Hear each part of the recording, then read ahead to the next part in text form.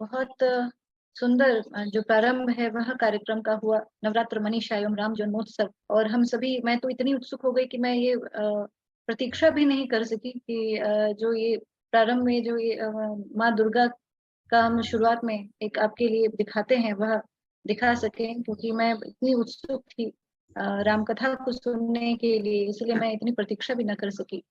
हमारा जो ये कार्यक्रम है बहुत लोकप्रिय हो रहा है। हर साल हम आपके समक्ष अब आने लगे हैं, क्योंकि लोगों की ये वो ये मांग करने लगे हैं, ये कहते हैं कि भाई आप जरूर ये कार्यक्रम करिए। उसका सबसे बड़ा जो आकर्षण है वह है राम कथा। आज नवरात्र का तीसरा दिन है। तीसरे दिन माँ चंद्र घंटा की पूजा, उपासना, आराधना जो भक्तगण है वह कर रहे हैं।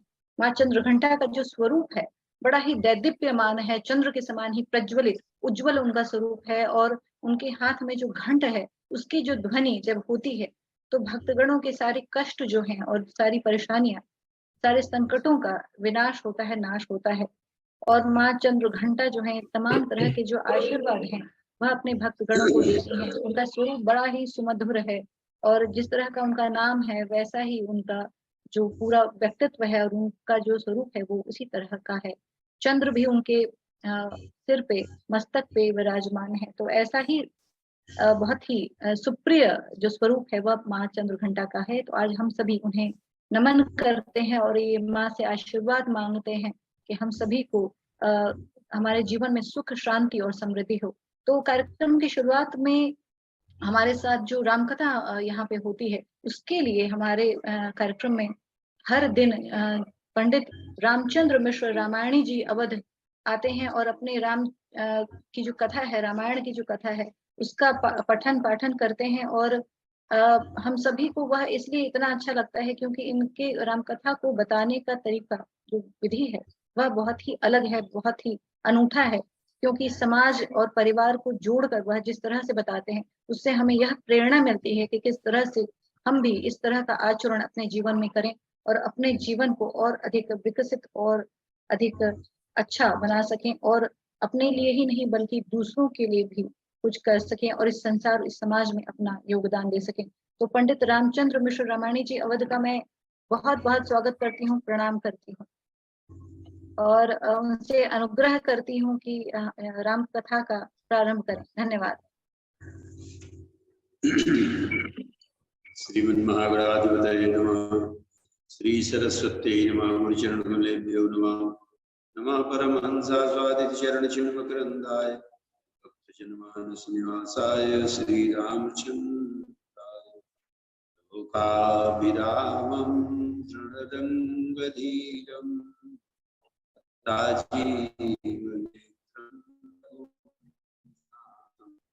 कारुण्यरूपं करुणाकरन्तं श्रीरामचन्द्रं शरणं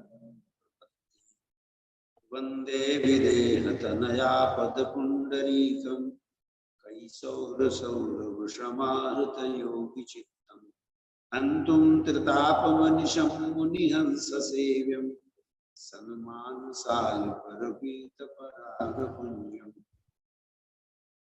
मनोजवं मारुततुल्यवेगं जितेन्द्रियं बुद्धिमतां वरिष्ठं वातात्मजं वानरयूथमुख्यं श्रीरामदूतं शरणं प्रपद्ये। गङ्गातरङ्गरमणीयजटाकलापं गौरीनिरन्तरविभूषितवामभागं नारायणप्रियमनङ्गमदापहारम् वाराणसीपुरपतिं भज विश्वनाथं। सीतानाथ समारम्भां रामानन्दार्यमध्यमाम् अस्मदाचार्यपर्यन्तां वन्दे गुरुपरम्पराम्। वाञ्छाकल्पतरुभ्यश्च कृपासिन्धुभ्येव च पतितानां पावनेभ्यो वैष्णवेभ्यो नमो नमः। मंगलभवनय मंगलहारी द्रवं सुदशरथ जनक सुता जग जननी जानकी अतिशय प्रिय करुणा निधान की ताके युगपद कमल मनाओ जासु कृपा निर्मल मति सिया राम मैं सब जग जानी, करम नाम जोरि जुग पानी। किरायत जल बीच सम, कहियत भिन्न न भिन्न। वंदो सीता राम पद, जिन्हि परम प्रिय खिन्न। बोलिए राजा रामचंद्र भगवान की जय। श्री हनुमान जी महाराज की जय। श्री गौरी शंकर भगवान की जय। श्री गोस्वामी तुलसीदास जी महाराज की जय। श्री सद्गुरुदेव भगवान की जय। सत्य सनातन धर्म की जय। अनंत कोटि ब्रह्मांड नायक आनंद कंद भगवान श्री राघवेंद्र सरकार की पावन कृपा से हमारे परम आदरणीय परम सम्माननीय श्री डॉक्टर साहब जी के प्रयास से भगवान की पावन कथा श्री राम जन्म महोत्सव के उपलक्ष्य में जो निरंतर प्रवाहित हो रही है, आइए दो चार बार भगवान के पावन नाम का स्मरण किया जाए, तत्पश्चात भगवान की चर्चा। श्री राम जय जय राम। श्री राम जय राम जय जय राम। राम जय जय राम। श्री राम जय राम जय जय राम। श्री राम जय जय राम। श्री राम जय राम जय जय राम। राम जय जय राम। श्री राम जय राम जय जय जय राम। श्री राम जय जय राम। श्री राम जय जय राम। कौशल्या के प्यारे राम, कौशल्या के प्यारे राम। दशरथ राज दुलारे राम। दशरथ राज दुलारे राम।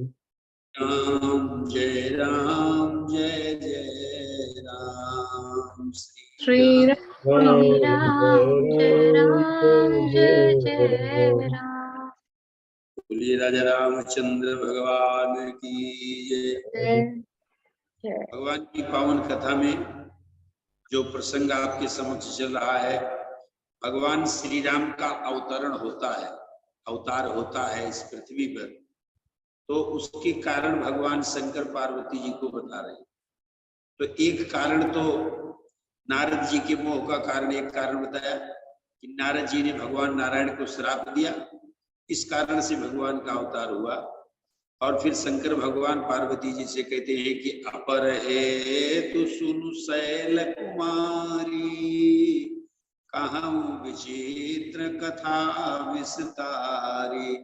स्वयंभू मनुअर सतरूपा, जिनते भय नर सृष्टि अनुपा। दंपति धर्म आचरणनी का, अजहु गाऊ श्रुति जाकर लीका। श्री गोस्वामी जी तुलसीदास जी महाराज कहते हैं कि भगवान शंकर पार्वती जी से कहते हैं, अब दूसरा कारण सुनो, भगवान के अवतार का दूसरा कारण सुनो। दूसरा कारण ये है, मनुष्य शरीर, मनुष्य जाति के आदि सृष्टा श्री मनु जी महाराज, जो मनुष्य जाति के प्रथम पुरुष हुए हैं मनु जी महाराज, जो मनु स्मृति के रूप में एक आचार संहिता बना करके दिया भारतवर्ष में, मनु संहिता, जिसको मनु स्मृति कहते हैं। तो मनु महाराज जी राज्य, पूरी पृथ्वी के सम्राट हैं मनु महाराज, लेकिन उनको पुत्र भी आज्ञाकारी पुत्र हैं। धृतराष्ट्र ने विदुर जी से 6 प्रकार का सुख बताया, अगर ये 6 चीजें मनुष्य को मिल जाए तो यही के लिए अर्थागमो नित्य मरोगिताचा, प्रियम च भार्या प्रियवादिनी चा, वयश्च पुत्रोर्थ करी च विद्या, खट जीव लोके स्थानी राजन। धृतराष्ट्र से विदुर जी कहते हैं कि अगर 6 वस्तुएं जीव को मिल जाए तो यहीं पर उसको स्वर्ग की अनुभूति होती है। अर्थागमो, नित्य अर्थ का आगमन होता हो, नित्यम अरोगिता चा, और शरीर निरोग हो, प्रियम च भार्या, पत्नी प्रिय बोलने वाली, प्रिय व्यवहार करने वाली हो, प्रियम च भार्या प्रियवादिनी चा, वयश्च पुत्रो, वैश्य माने बुद्धिमान पुत्र हो, क्योंकि मूर्ख पुत्र अगर होता है तो उससे कष्ट होता है। वयश्च पुत्रोर्थ करीच विद्या, खड जीव लोके सुखानी राजन, संसार के 6 प्रकार का सुख अगर मिल जाए, यहीं पर स्वर्ग है। वो सारे सुख महाराज मनु को प्राप्त है, लेकिन गोस्वामी जी वर्णन करते हुए कहते हैं कि होयन विषय विराग, भवन बसत भा चौथपन, हृदय बहुत दुख लाग, जन्म गयो हरि भक्ति बिनु। महाराज मनु ने विचार किया कि सब कुछ भगवान ने हमें दे दिया, सब कुछ प्राप्त है, बुद्धिमान पुत्र भी है, सुलक्षणा पत्नी भी है, साम्राज्य भी है, सेना है, कोष है, खजाना है, सब कुछ है महाराज जी के पास। लेकिन फिर भी मनु महाराज ने आज विचार किया कि क्या इसी इतने के लिए हमको जीवन मिला था? ये जो मुझे सब कुछ मिला हुआ है, इसी इतने के लिए मुझे जीवन मिला था? इसलिए हृदय बहुत दुख लाग, जन्म गयो हरि भक्ति बिनु। भगवान की भक्ति के बिना, तो भगवान की आराधना के बिना तो हमारा जीवन समाप्त हो रहा है। इसलिए मनु महाराज ने अपने पुत्र को बुलाया और पुत्र को बुला करके कहा, भाई राज्य का संचालन अब आप लोग करो, मैं जंगल में जाऊंगा तपस्या करने। चूंकि ये सतयुग की बात है, जब सृष्टि का आदि समय था, तो उस समय राजाओं के लिए एक नियम था कि मंदोदरी ने रावण से कहा कि शास्त्र कहे ये नीत दसानन, चौथे पन जाई नृपकान। चौथे पन में राजा लोग राज्य को छोड़ करके जंगल चले जाते थे तपस्या करने। और शास्त्र का आदेश भी है, प्रथमे नार्जितम विद्या, द्वितीय नार्जितम धनम, तृतीय नार्जितम पुण्यम व ज्ञानम, चतुर्थे किम करिष्यति। जीवन को 4 भागों में हमारे ऋषियों ने बांटा कि प्रथम काल में ज्ञानार्जन करना चाहिए, प्रथमे नार्जितम विद्या, ज्ञानार्जन करना, द्वितीय अर्जितम धनम, जीवन के द्वितीय काल में धनार्जन करना चाहिए, क्योंकि धन के बिना धर्म नहीं होता। धर्म, अर्थ, काम और मोक्ष 4 पुरुषार्थ जो हमारे शास्त्र ने बताए हैं, उसमें धर्म के पीछे अर्थ चले और मोक्ष के पीछे काम चले, तो निश्चित रूप से उसका जीवन सर्वांगीण रूप से ठीक ढंग से संचालित हो रहा है। अर्थ धर्म के पीछे चले, काम मोक्ष के पीछे चले, धर्म अर्थ काम मोक्ष 4 पुरुषार्थ की बात कही गई है। लेकिन भगवान को प्राप्त करना, भगवत प्रेम तक पहुंच जाना, ये तो पंचम पुरुषार्थ, 4 पुरुषार्थों से ऊपर उठ करके पंचम पुरुषार्थ है। तो महाराज मनु ने अपने पुत्रों को जबरदस्ती राज्य दिया। रामायण में एक प्रसंग और आता है, प्रताप भानु के पिता का नाम है सत्यकेतु। सत्यकेतु भी जंगल गए थे अपने पुत्र को राज्य दे करके, लेकिन एक बड़ी मीठी बात वहां ये है, जब अपने पुत्र प्रताप भानु को बुलाया सत्यकेतु ने और बोले बेटा आप तुम राज्य का संचालन करो, हम जंगल जाएंगे तपस्या करने के लिए, तो वहां तो प्रताप भानु ने अपने पिताजी से कहा कि पिताजी आप तो बहुत विलंब कर दिया, आपको तो पहले ही चला जाना चाहिए था, हम तो बिल्कुल तैयार बैठे हैं, आप जल्दी से जंगल जाओ, हम राज्य का संचालन करें। लेकिन वहां तो स्थिति ये है कि प्रताप भानु राज्य लेने के लिए एकदम तैयार बैठा है कि पिताजी कब कुर्सी छोड़े और हम राज्य का संचालन करें।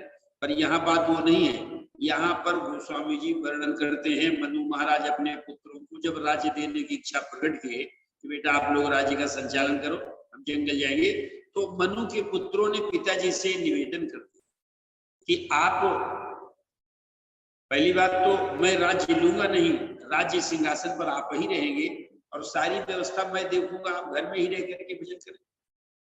अब प्रस्ताव बच्चों का कितना उत्तम है कि पिताजी आप घर पर ही रह करके भगवान का भजन करें, जंगल जाने कोई आवश्यकता नहीं, और राज पर आप ही बैठे, सारी व्यवस्था मैं देखूंगा। कितने श्रेष्ठ पुत्र हैं। वयस्क पुत्रोर्थ कनीच विद्या, व्यास जी महाराज करे बुद्धिमान पुत्र यही तो हैं जो पिताजी से करे ना ना ना आप बैठ रहे। लेकिन यहाँ पर एक शब्द लिखा गोस्वामी जी, क्या बोले, बरबस राज सुतन कह दीना और नारी समेत गवन बन कीना। अपने पुत्रों को जबरदस्ती राज्य दिया। इसका एक अर्थ भी होता है कि ये संसार जो है हमको आपको कभी छोड़ने वाला है नहीं। संसार जो है, संसार के भोग हमको आपको कभी नहीं छोड़ेंगे। तो संसार के साथ हमको जबरदस्ती करना पड़ेगा, अर्थात हमको त्याग वृत्ति अपने में लानी पड़ेगी। और यही महाराज मनु ने किया। बरबस राज सुतन कहा दीना, जबरदस्ती राज्य दे दिया। और नारी समेत गमन बरतीना, पत्नी के साथ क्यों निकले? इसलिए निकले, इनका विचार ये है, महाराज मनु का विचार है और संकल्प है, क्योंकि मनु संहिता लिखे हैं, मनु स्मृति लिखे हैं, तो इनका एक संकल्प ये है कि ब्रह्मा विष्णु और महेश ये त्रिदेव सारे ब्रह्मांड में रहते हैं। हमारे शास्त्रों की कल्पना है कि भगवान के रोम रोम में लागे हैं ब्रह्मांड, रोम रोम प्रति लागे कोटि कोटि ब्रह्मांड। अब ये जो बात मैं कह रहा हूँ, इसको हमारे डॉक्टर साहब भी तो देखते होंगे अपने, इनका विज्ञान क्या कहता है, हमारा अध्यात्म तो यही कहता है कि भगवान के रोम रोम प्रति लागे कोटि कोटि ब्रह्मांड, और प्रत्येक ब्रह्मांड में एक ब्रह्मा, एक विष्णु और एक शंकर, ये तीनों प्रत्येक ब्रह्मांड में रहते हैं। जितने ब्रह्मांड है सारे ब्रह्मांड में ब्रह्मा विष्णु महेश, एक पालन करता है, एक संहार करता है, एक रचयिता है, ये तीनों हर ब्रह्मांड में रहते हैं। लेकिन मनु महाराज का संकल्प ये है कि उपजहि जासु अंश ते नाना और शंभु विरंचि विष्णु भगवान, जिनके अंश मात्र से ब्रह्मा विष्णु और महेश तीनों निकलते हैं, ऐसे भगवान को मैं पाना चाहता हूँ, उनको देखना चाहता हूँ। जो यह वचन सत्य श्रुति भाषा तो हमार पूजय अभिलाषा। मनु महाराज जी का यही संकल्प है कि जिनके अंश से ब्रह्मा विष्णु और महेश ये तीनों, एक नहीं हजारों ब्रह्मा हजारों विष्णु हजारों शिव निकलते हैं। एक बार एक कथा आती है, दंत कथा है, कि ब्रह्मा जी को कुछ अभिमान हो गया कि अगर हम ना रहें तो हमारे पद पर कौन काम करेगा, इसलिए उन्होंने रिजाइन कर दिया विष्णु भगवान को, हम अपने पद पर काम नहीं करेंगे। तो ब्रह्मा जी रिजाइन करके वापस लौट रहे थे, तो उन्होंने देखा कि ऊंट के ऊपर तमाम बोरा लदा हुआ है और तमाम ऊंट जा रहे हैं उधर को। ब्रह्मा जी ने एक ऊंट वाले से पूछ लिया, भाई इसमें क्या लदा है? बोले इस ब्रह्मांड के ब्रह्मा ने रिजाइन कर दिया है, तो जितने ब्रह्मांड के ब्रह्मा हैं सबको ला करके आज ब्रह्मा का चुनाव होगा, क्योंकि ब्रह्मा ने रिजाइन कर दिया, आज ब्रह्मा का चुनाव है हमारे यहाँ। बोले राजा राजा रामचंद्र भगवान की जय। तो ब्रह्मा जी को पता चल गया कि हमारे रिजाइन करने से, इस्तीफा देने से कोई फर्क पड़ने वाला नहीं। हमारे यहाँ तो यही कल्पना मनु महाराज की है कि उपजहि जासु अंश ते नाना और विष्णु विरंचि शंभु भगवान, जिसके अस्मात्र से ब्रह्मा विष्णु महेश हजारों ब्रह्मा हजारों विष्णु हजारों शंकर का निर्माण होता है। ऐसे भगवान को मैं देखना चाहता हूँ, उनको प्राप्त करना चाहता हूँ। और क्या वो भक्तों के बस में है? ऐसा अगर शास्त्र कहता है तो उन्हीं भगवान को पाने के लिए मनु महाराज चले। गोस्वामी जी कहते पंथ जात सोहे मत धीरा, ज्ञान भक्ति जन धरे शरीरा। आगे महाराज मनु, पीछे शत्रुपा जी दोनों चल रहे थे, तो ऐसा लग रहा था जैसे ज्ञान और भक्ति शरीर धारण करके जा रहे हैं। और इसी प्रसंग से मिलता जुलता जब भगवान शंकर सती जी के साथ जा रहे थे कथा सुनने के लिए, तो आगे भगवान शंकर, पीछे सती जी कथा सुनने अगस्त जी की जा रहे थे। लेकिन एक अंतर है दोनों में, क्या? शतरूपा जी का संकल्प महाराज मनु के संकल्प में जुड़ा हुआ है। हमारे यहाँ जो गृहस्थी की कल्पना की गई है कि पति और पत्नी का संकल्प एक होना चाहिए, क्योंकि गृहस्थी जैसे बैलगाड़ी में दो बैल लगते हैं, दो बैलों से बैलगाड़ी चलती है, वैसे जो गृहस्थी कही गई है, गृहस्थ आश्रम कहा गया है, इसमें पति और पत्नी दोनों उस गृहस्थी रूपी गाड़ी को संचालन करने में बराबर का भाग है, दोनों का बराबर का अधिपत्य है, दोनों का बराबर की हिस्सेदारी है दोनों की।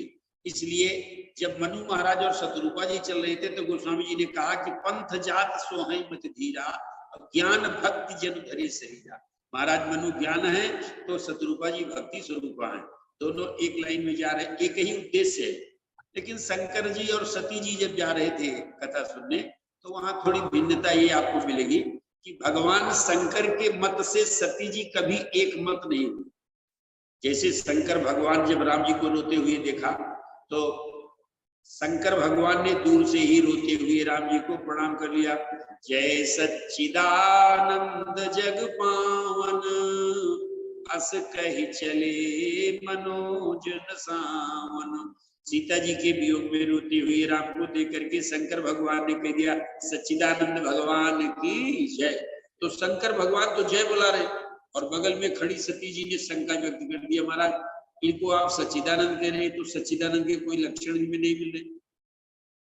अर्थात शंकर भगवान के मत से सती जी का मत कभी एक नहीं। लेकिन वही सती जी जब यज्ञ में जल करके और पार्वती के रूप में जन्म लेती हैं तो उस समय पार्वती जी का शंकर जी का कोई मत विवाद नहीं हुआ। फिर जो भगवान शंकर ने कहा वही पार्वती जी ने किया। तो इसका अर्थ हम लोग ये मानते हैं कि देखो हमारे यहाँ अग्नि जो है वो तपस्या का स्वरूप है। जैसे इस समय नवरात्र चल रहा है, नवरात्र में लोग फास्ट रखते हैं, फास्ट का मतलब व्रत रखते हैं। तो ये व्रत का अर्थ क्या है, हम अपनी इंद्रियों का नियमन करते हैं और ये धर्म का पक्ष है, धर्म का अंग है। जप तप व्रत यम नियम अपारा, जे श्रुति का शुभ धर्म आचारा। और ये जो शुभ आचरण है, जो शुभ कर्म है, जप तप व्रत, गोस्वामी जी ने एक चौपाई में लिखा है कि 4 पुरुषार्थ तो है ही है, धर्म अर्थ काम और मोक्ष। लेकिन अगर पंचम पुरुषार्थ भगवत प्रेम तक पहुंचना है तो आपको इस नियम का पालन करना होगा। कौन सा? गोस्वामी जी ने मानस में लिखा, बोले संयम नियम फूल फल ज्ञाना और हरि पद रति रस वेद बखाना। वेद कहता है अगर आपके जीवन में संयम आ जाए, 5 प्रकार का यम और 5 प्रकार का नियम, जिसका सोना जागना उठना बैठना खाना पीना ये नियम में आता है। जिसका सोना जागना ठीक नहीं होगा, खाना पीना ठीक नहीं होगा, तो भाई ये 6 चीजें अगर सही हो जाएं तो आपका नियम सही है। सबसे पहले जीवन में नियम सही होना चाहिए। और नियम अगर सही होगा, बोले संयम नियम, अगर संयम नियम जीवन में आ गया तो समझ लीजिए आपके जीवन में टिकोरा लग गया। हमारे यहाँ आम जब फरता है तो सबसे पहले टिकोरा लगता, बौर लगता है। तो गोस्वामी जी कह रहे अगर जीवन आपका संयम और नियम पूर्वक हो गया, संयम से आप जीवन जीने लगे, लापरवाही आलस्य नहीं, आलस से ही मनुष्याणाम शरीरस्थो महारिपु, इस शरीर में आलस से ही सबसे बड़ा शत्रु जीव का बैठा हुआ। चाहे भौतिक दृष्टि, चाहे भौतिक लाभ के लिए और चाहे आध्यात्मिक लाभ के लिए, दोनों लाभ के लिए आलस्य हमारा शत्रु है। तो जो आलस्य को अनादृत करके और अपने जीवन में संयम और नियम पूर्वक, जिनका संयम और नियम ठीक है, तो गोस्वामी जी कहते मानो अभी बौर लग गया, आपके जीवन में बौर लग गया, अभी और सफलता नहीं मिली। लेकिन अगर ज्ञान तक पहुंच गए तो गोस्वामी जी कहते हैं कि संयम नियम फूल फल ज्ञाना। अगर ज्ञान तक पहुंच गए तो अभी आप गरूर नहीं करना, अभी कच्चा आम आपके हाथ में लगा है, पक्का नहीं। और हरि पद रति रस वेद बखाना, और भगवान का प्रेम, भगवान का अनुराग अगर आपको मिल जाए तो समझ लो कि आप अंतिम लक्ष्य तक पहुंच गए। और हमारे यहाँ निगम कल्प तरोर गलितम फलम, श्रीमद् भागवत को व्यास जी ने लिखा कि निगम नितराम गमयत बोधेत इति निगमा, जो नित्य हमको सत्य की ओर ले जाता है, सत्य का बोध कराता है, उसे निगम कहते हैं। तो निगम कल्प तरोर, निगम माने वेद जो है वृक्ष है, और वृक्ष का पका फल, तो पका हुआ फल में रस भरा रहता है। तो गोस्वामी जी ने वही बताया रस कौन सा है, बोले हरि पद रति रस वेद बखाना। भगवान के चरणों की रति, यही उस वृक्ष का पका हुआ जो फल है, उसका जो रस है वो भगवान के चरणों का अनुराग। हरि पद रति रस वेद बखाना। तो मनु महाराज गए गोमती के किनारे, संतों के बीच में बैठ करके पहले द्वादशाक्षर मंत्र लिया, द्वादशाक्षर मंत्र लेकर के और उस नियम को अपने जीवन में सीखा। नियम क्या था? बैठ गए। देखो महाराज मनु की तपस्या तो नियम से भी ऊपर है, क्योंकि इतनी घोर तपस्या महाराज मनु ने किया कि बरस सहस दस त्याग्यव सोऊ, बरस सहस दस त्याग्यव सोऊ, और ठाढ़े रहे एक पद दो। 10,000 वर्ष तक एक पैर पर खड़े होकर के और महाराज मनु ने तपस्या किया, ओम नमो भगवते वासुदेवाय महामंत्र का जाप किया। भाई ये सतयुग की कथा है, कलयुग में तो संभव है नहीं, कलयुग में यह तपस्या संभव नहीं है, लेकिन जो शास्त्र में वर्णित है 10,000 वर्ष तक बरस सहस दस त्याग्यव सोऊ, ठाढ़े रहे एक पद दो। और सबसे कमाल की बात यह है कि विधि हरिहर तप देखिय पारा, और मनु समीप आए बहुमारा। विधि माने ब्रह्मा जी, हर माने शंकर जी, हरि माने विष्णु भगवान। विधि हरिहर घोर तपस्या, महान तपस्या देख करके एक बार नहीं कई बार मनु महाराज के पास आए। मांगहु वर बहु भांति लोभाए, आप वरदान मांगो, क्या वरदान चाहिए, लेकिन परम धीर नहीं चले चलाए। इतने धीरवान हैं क्योंकि महाराज मनु पहले ही शास्त्रों का अध्ययन करके सत्संग करके निर्णय कर चुके हैं कि हमको वो भगवान चाहिए जिसके अंश से ब्रह्मा विष्णु महेश तीनों निश्चित होते हैं, हमको वो भगवान चाहिए, ऐसा उनका संकल्प है। इसलिए ब्रह्मा विष्णु महेश तीनों सामने आकर के प्रकट हो गए। मनु जी कहते हैं वरदान मांगो, वरदान मांग लो, पर मनु महाराज तीनों से कोई वरदान नहीं मांगे। देखो ब्रह्मा और विष्णु और महेश ये कोई साधारण तो है नहीं। हमारे गोस्वामी तुलसीदास जी महाराज काशी में कथा कह रहे थे, संकट मोचन हनुमान मंदिर में कथा कह रहे थे, तो गोस्वामी तुलसीदास जी महाराज वहीं पर रह करके कथा सुना रहे, तो उनको जंगल में एक प्रेत मिला। उनकी जीवनी में लिखा हुआ है कि एक प्रेत मिला और प्रेत ने पूछा तुलसीदास जी से कि मैं आपके ऊपर बहुत प्रसन्न हूं, आप मुझसे कुछ मांग लो। तो उस प्रेत से गोस्वामी जी ने कहा मुझे राम जी का दर्शन करा दो। अब देखो प्रेत से भी गोस्वामी जी ने भगवान की प्राप्ति मांग रहे, कह रहे कि हमको भगवान का दर्शन करा दो। तो प्रेत ने कहा तुलसीदास जी अगर हम भगवान के दर्शन कराने की क्षमता होती हमारे में तो हम प्रेत बने घूम रहे हैं, हम प्रेत क्यों बने रहते। हम आपको एक तरीका बता रहे हैं, आप जहां राम कथा कर रहे हो संकट मोचन मंदिर में, सबसे पीछे हनुमान जी महाराज बैठते हैं, कथा सुनते हैं, रोज आपकी कथा सुनते हैं, और उन्हीं को पकड़ लो दर्शन करा देंगे। तुलसीदास जी की जीवनी में लिखा है कि उस दिन जब प्रेत ने बता दिया तो तुलसीदास जी की दृष्टि थी कि कौन व्यक्ति है जो सबसे पीछे आकर के बैठता है।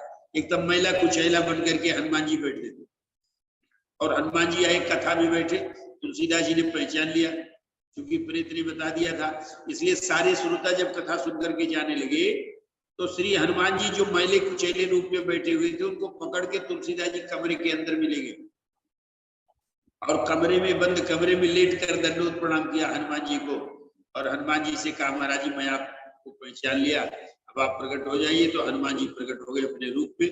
बोलिए हनुमान जी महाराज की जय। और हनुमान जी से तुलसीदास जी ने कहा राम जी का दर्शन कराइए।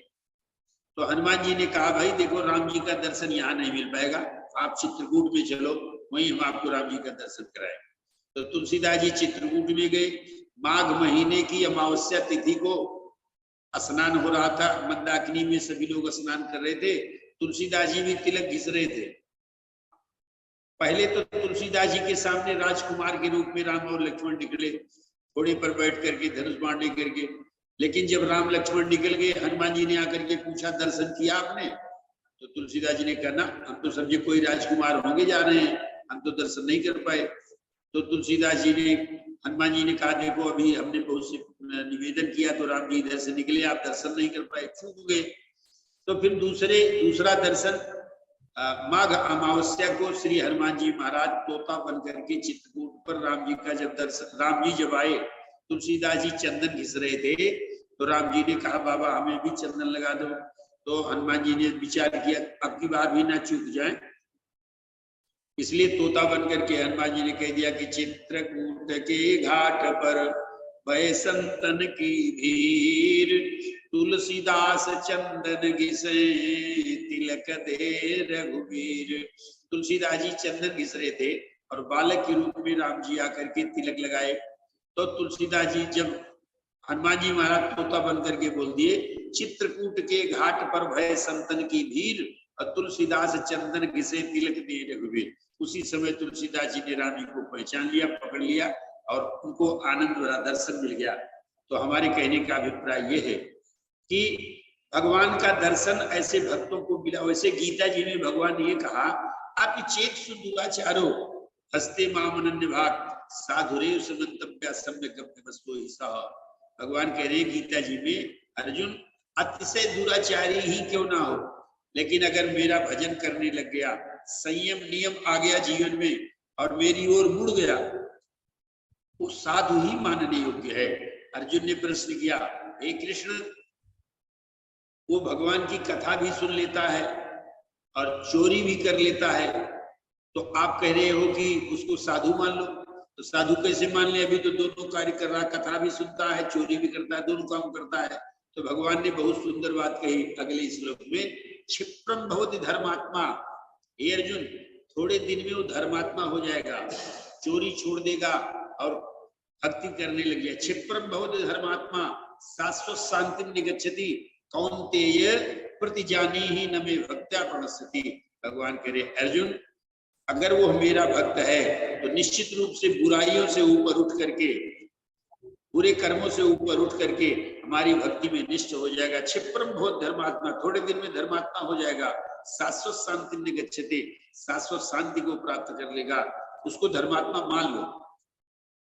अपचेत दुराचारो, भले ही वो दुराचारी क्यों ना हो, अत्याचारी क्यों ना हो, लेकिन अगर हमारी ओर मुड़ गया है, जीवन में संयम नियम आ गया है, तो निश्चित रूप से उसको हमारी प्राप्ति होगी, भगवत प्रेम की प्राप्ति होगी। आइए 2 लाइन भगवान के लिए बोल दिया जाए। संत लोग कहते हैं, मुझे आए मिलो श्री राम, बहुत दिन बीत गए। मुझे आए मिलो श्री राम, बहुत दिन बीत गए। मुझे आए बहुत श्री राम, बहुत दिन बीत गए। मुझे आए मिलो श्री राम, बहुत दिन बीत गए। मुझे आए मिलो श्री राम, बहुत दिन बीत गए।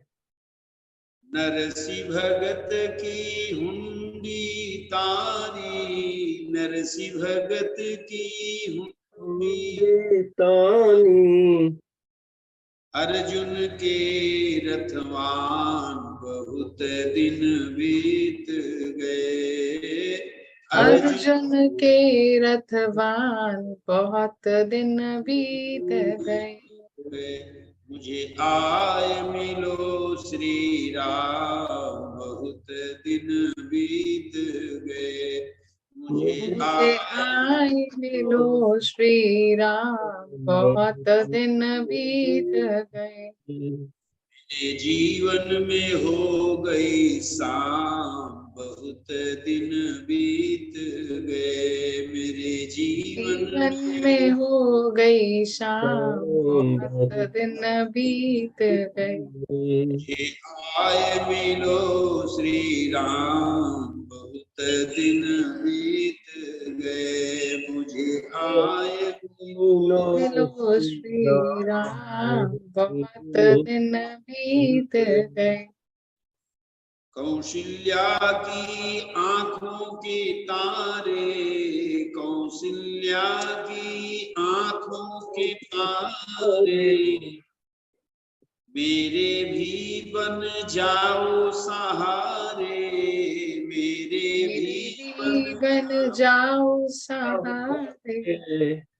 मेरे जीवन में हो गई शाम, बहुत दिन बीत गए।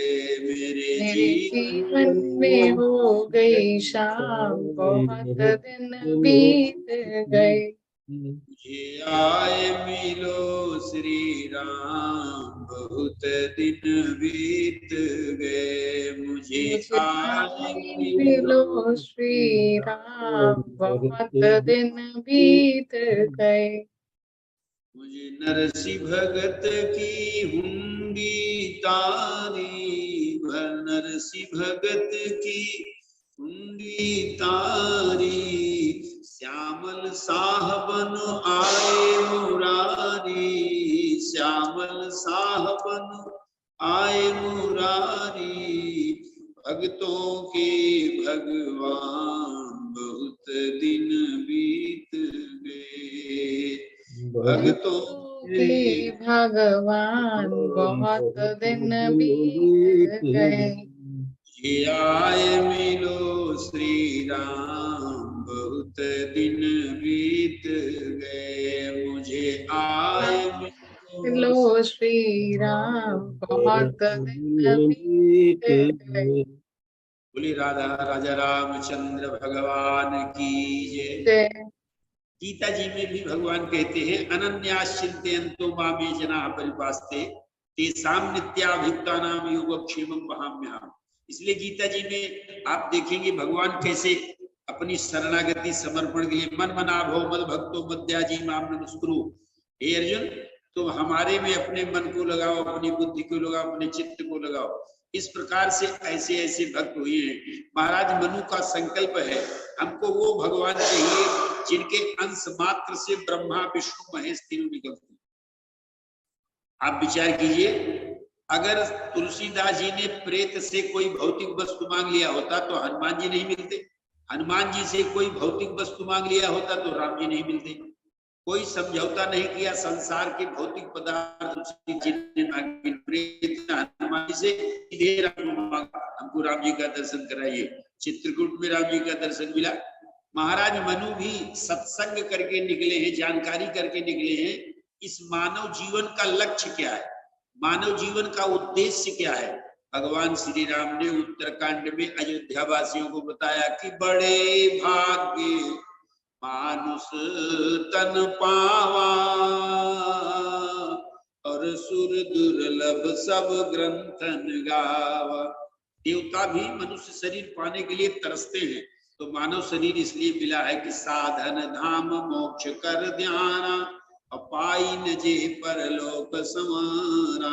साधना करके परम शांति परम भक्ति भगवान की प्राप्ति करने के लिए शरीर मिला। अगर महाराज मनु ब्रह्मा से विष्णु से या शिव से कोई भी पदार्थ मांग लिए होते तो मामला यही समाप्त हो जाता, यही मामला समाप्त हो जाता। लेकिन ब्रह्मा विष्णु महेश तीनों आकर के मनु जी के सामने खड़े हुए और मांगो हुबर बहुभांति लोभाए। लोभ दिखा रहे हैं ब्रह्मा जी विष्णु जी शंकर तीनों लोभ दिखा रहे हैं मनु को, हमारा ब्रह्मलोक ले लो। शंकर भगवान करे हमारा कैलाश ले लो, विष्णु भगवान करे वैकुंठ में चलो हम बड़ा स्थान दे देंगे। सब लोभ दिखा रहे हैं मनु को, लेकिन मनु इतने सावधान हैं, इतने, क्योंकि भक्ति करने के लिए तुलसीदास जी ने भी लिखा बोध जथारथ वेद पुराना। शास्त्र का बोध होना चाहिए, शास्त्र का बोध नहीं होगा तो हमारी भक्ति श्रेष्ठ और सही भक्ति नहीं होगी, ऊटपटांग भक्ति हो सकती है। तो श्रीमान जी बोध करके निकले थे, इसलिए ब्रह्मा विष्णु महेश तीनों से नहीं मांगे। और जब ये तीनों वापस चले गए तब वहां पर लिखा हुआ है कि अनन्य प्रभु अनन्य तापस गति जानी। अनन्य माने ना अन्य सा अनन्या, राम जी को छोड़ करके और कुछ नहीं चाहिए हमें, ऐसा अनन्य भाव मनु के हृदय में। इसलिए हुआ क्या, बोले मांग मांग वर भय न भवानी, परम गंभीर कृपामृत सानी।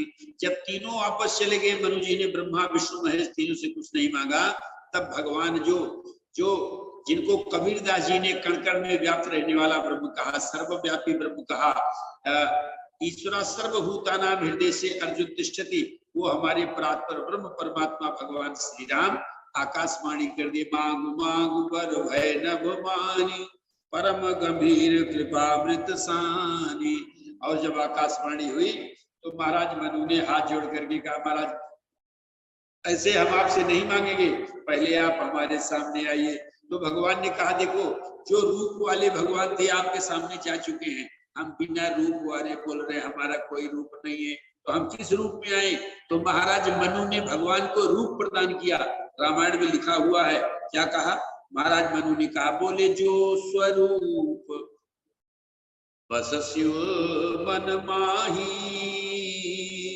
और जेहि कारण मुनियतन कराही, जो भुसुंडी मन मानस हंसा, सगुण अगुण जेहि निगम प्रशंसा, देखई हम स्वरूप भरि लोचन, कृपा करहु प्रणतारति मोचन। और जैसे महाराज मनु ने बात कही तो भगवान प्रकट हो गए। नील सरोरु नीलमणि नील नीरधर श्याम, लाजहि तन शोभा निरखी, कोटि कोटि सतकाम। बोले लक्ष्मी नारायण भगवान की जय। लेटकर महाराज मनु ने दंडोत प्रणाम किया भगवान को, और भगवान ने अपना हाथ मनु जी के सर के ऊपर रख दिया। जिन जिन के सर ऊपर प्रभु ने कर कंज रखे, ऐसे भक्त मानस में केवल छा गाए हैं। जिन जिन के सर ऊपर प्रभु ने कर कंज रखे, ऐसे भक्त मानस में केवल छा गाए हैं। बाली मनु महाराज सतरूपा गृद्धराज, कागजी सुजान हनुमान मनु भाए हैं। भगवान का कर कमल हस्त जिनके सर के ऊपर पड़ा, ऐसे भक्त केवल 6 हैं जो रामचरितमानस में रामायण में वर्णन है। महाराज मनु जब लेट कर दंडोत प्रणाम किए तो महाराज मनु के सर के ऊपर भगवान ने हाथ रख दिया। मनु और शतरूपा दोनों तृप्त हो गए भगवान का दर्शन करके। अब भगवान बोले, अब आप बताइए क्या चाहिए आपको? मनु महाराज ने कहा, महाराज जब तक मैंने आपको देखा नहीं था तब तक तो कोई बात नहीं थी, अब आपको देखने के बाद तो मेरी इच्छा हो रही है कि दान शिरोमणि कृपा निधि, नाथ कहूं सतभाव, चाहव तुम ही समान सुत, प्रभु सन कौन दुराव। आपके समान मैं एक पुत्र चाहता। भगवान ने कहा, राजा साहब कुर्सी तो आपने छोड़ दिया लेकिन राजनीति अभी भी नहीं छोड़े हो। क्यों? क्योंकि आप कह रहे हो अपने समान एक पुत्र दे दो। तो भगवान ने कहा, देखो हमारा डुप्लीकेट अभी इंडिया में तैयार नहीं हुआ है, हमारा दूसरा विकल्प कोई इंडिया में अभी तैयार नहीं हुआ, तो हम अपने समान क्या देंगे? हमारे समान दूसरा कोई है ही नहीं है।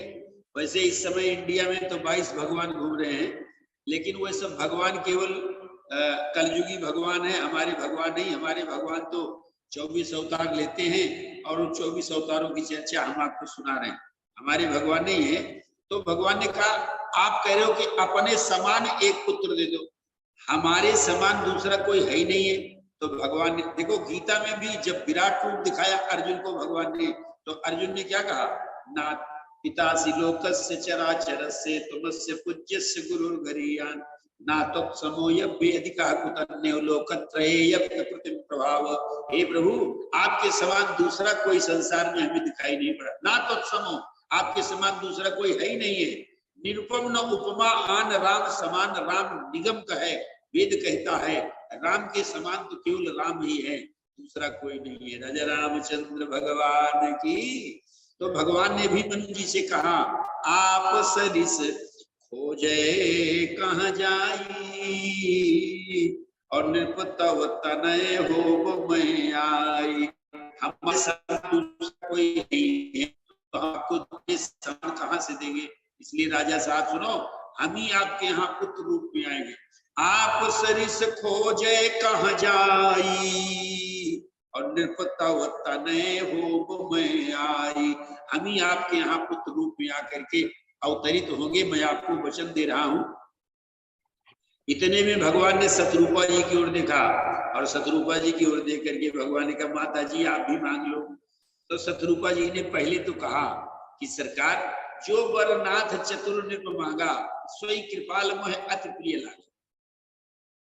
और शतरूपा जी का समर्पण और भाव इतना श्रेष्ठ है। वो करी महाराज, जो वरदान मनु जी ने मांगा है उसी में मैं तृप्त हूँ, क्योंकि पुत्र रूप में जब आप आओगे तो पहले हमारी गोद में ही तो आओगे।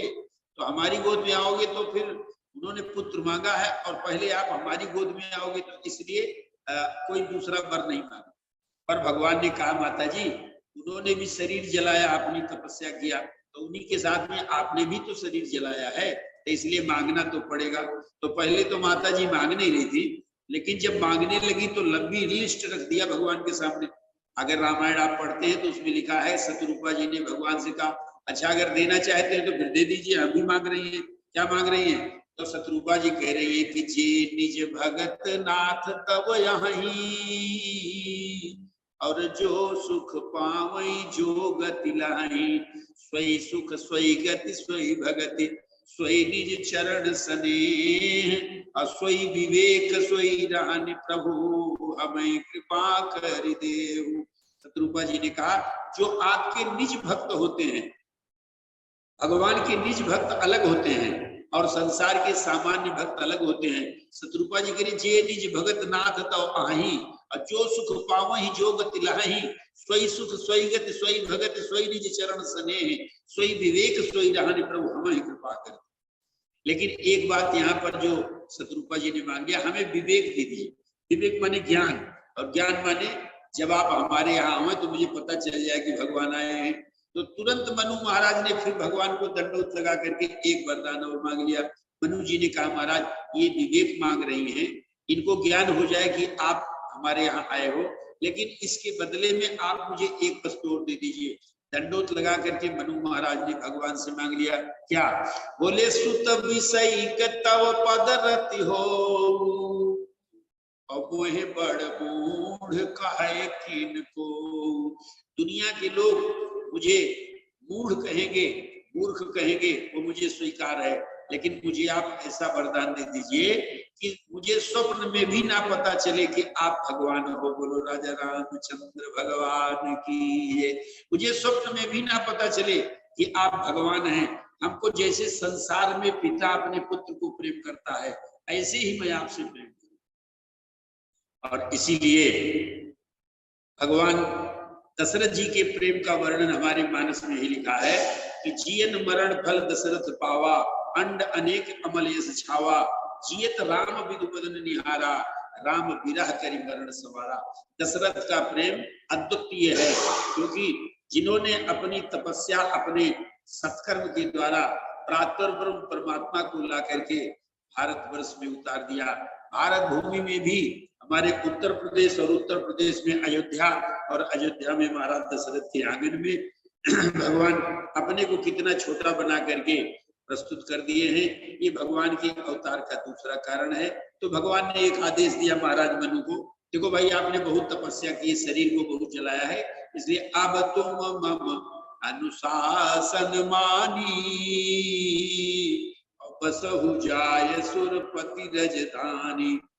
अब हमारी आज्ञा मान करके आप दोनों स्वर्ग में जाओ, तहाँ करी भोग विशाल, वहां पर स्वर्ग के भोग को आप भोगना, लेकिन हमारी एक शर्त है। भगवान ने शर्त रख दिया। क्या? वही है अवध भुआल, जब तुम अयोध्या के राजा बनोगे तब मैं हो तुम्हारा सुत। भगवान ने भी शर्त रखा। क्या?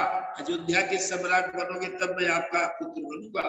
तो भगवान ने वचन दिया, वही हो अवध भुआल, तब मैं हो तुम्हारा सुत। जब आप महाराज दशरथ के रूप में अयोध्या के राजा बनेंगे तब आपके घर में मैं आकर के जन्म लूंगा।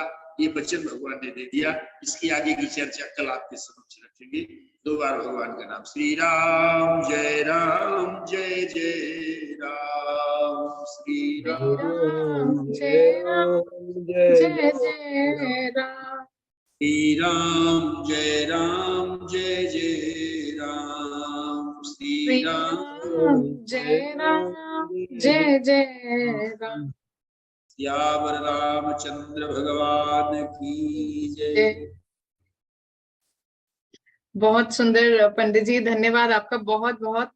और मैं सब जितने भी कैमरास ऑन है उन सबके मैं यहाँ फेसेस देख पा रही हूँ, सबके मन में एक संतोष है और एक प्रसन्नता का भाव है। और मैं समझती हूँ सभी के मन में ऐसा है कि उन्होंने कुछ सीखा, कुछ नया। हम सब रामायण की कथा जानते हैं, बहुत समय से जान रहे हैं, लेकिन एक नए भाव से आपने हमारे सामने उस कथा को प्रस्तुत किया। और कई बातें जो मुझे भी नहीं पता थी, हम भी पुरुषार्थचार ही समझते हैं। और यहाँ पर हमारे साथ जैसे कई सीनियर प्रोफेसर्स भी हैं दिल्ली यूनिवर्सिटी के, तो मैंने ये देखा है कि पंचम पुरुषार्थ के रूप में आपने जैसे भगवत दर्शन कहा, तो ये एक नई बात हमें समझ आती है। और खुद फिलॉसफी के प्रोफेसर यहाँ पर हैं जो कई तरह से त्याग भाव, योग और उसके कई रूप यहाँ पर हमें जानते हैं। आपने भी उन बातों को रखा, तो एक तरह से आपकी कथा जो वाचन है वो एक तरह से पूरा शिक्षाप्रद है, मैं समझती हूँ। और मनु शत्रुपा जी के बारे में आपने जैसे बात कही, तो यहाँ मैं सबको सूचित भी करना चाहूंगी, प्रोफेसर बलराम सिंह जी भी इस पर उनका एक आर्टिकल है हमारे पास, जिसमें उन्होंने जैसा आपने मनु शत्रुपा की कथा को फिर दशरथ जी से जोड़ते हुए और अयोध्या में राम जी की स्थान की बात आप लेकर आए, सेम ऐसा ही आर्टिकल कुछ हमारे पास है अब हमारे एक ऑनलाइन ब्लॉग पर। और समय रहते जरूर उस पर भी हम चर्चा करेंगे इस दौरान, यदि हमें समय की अनुमति हुई।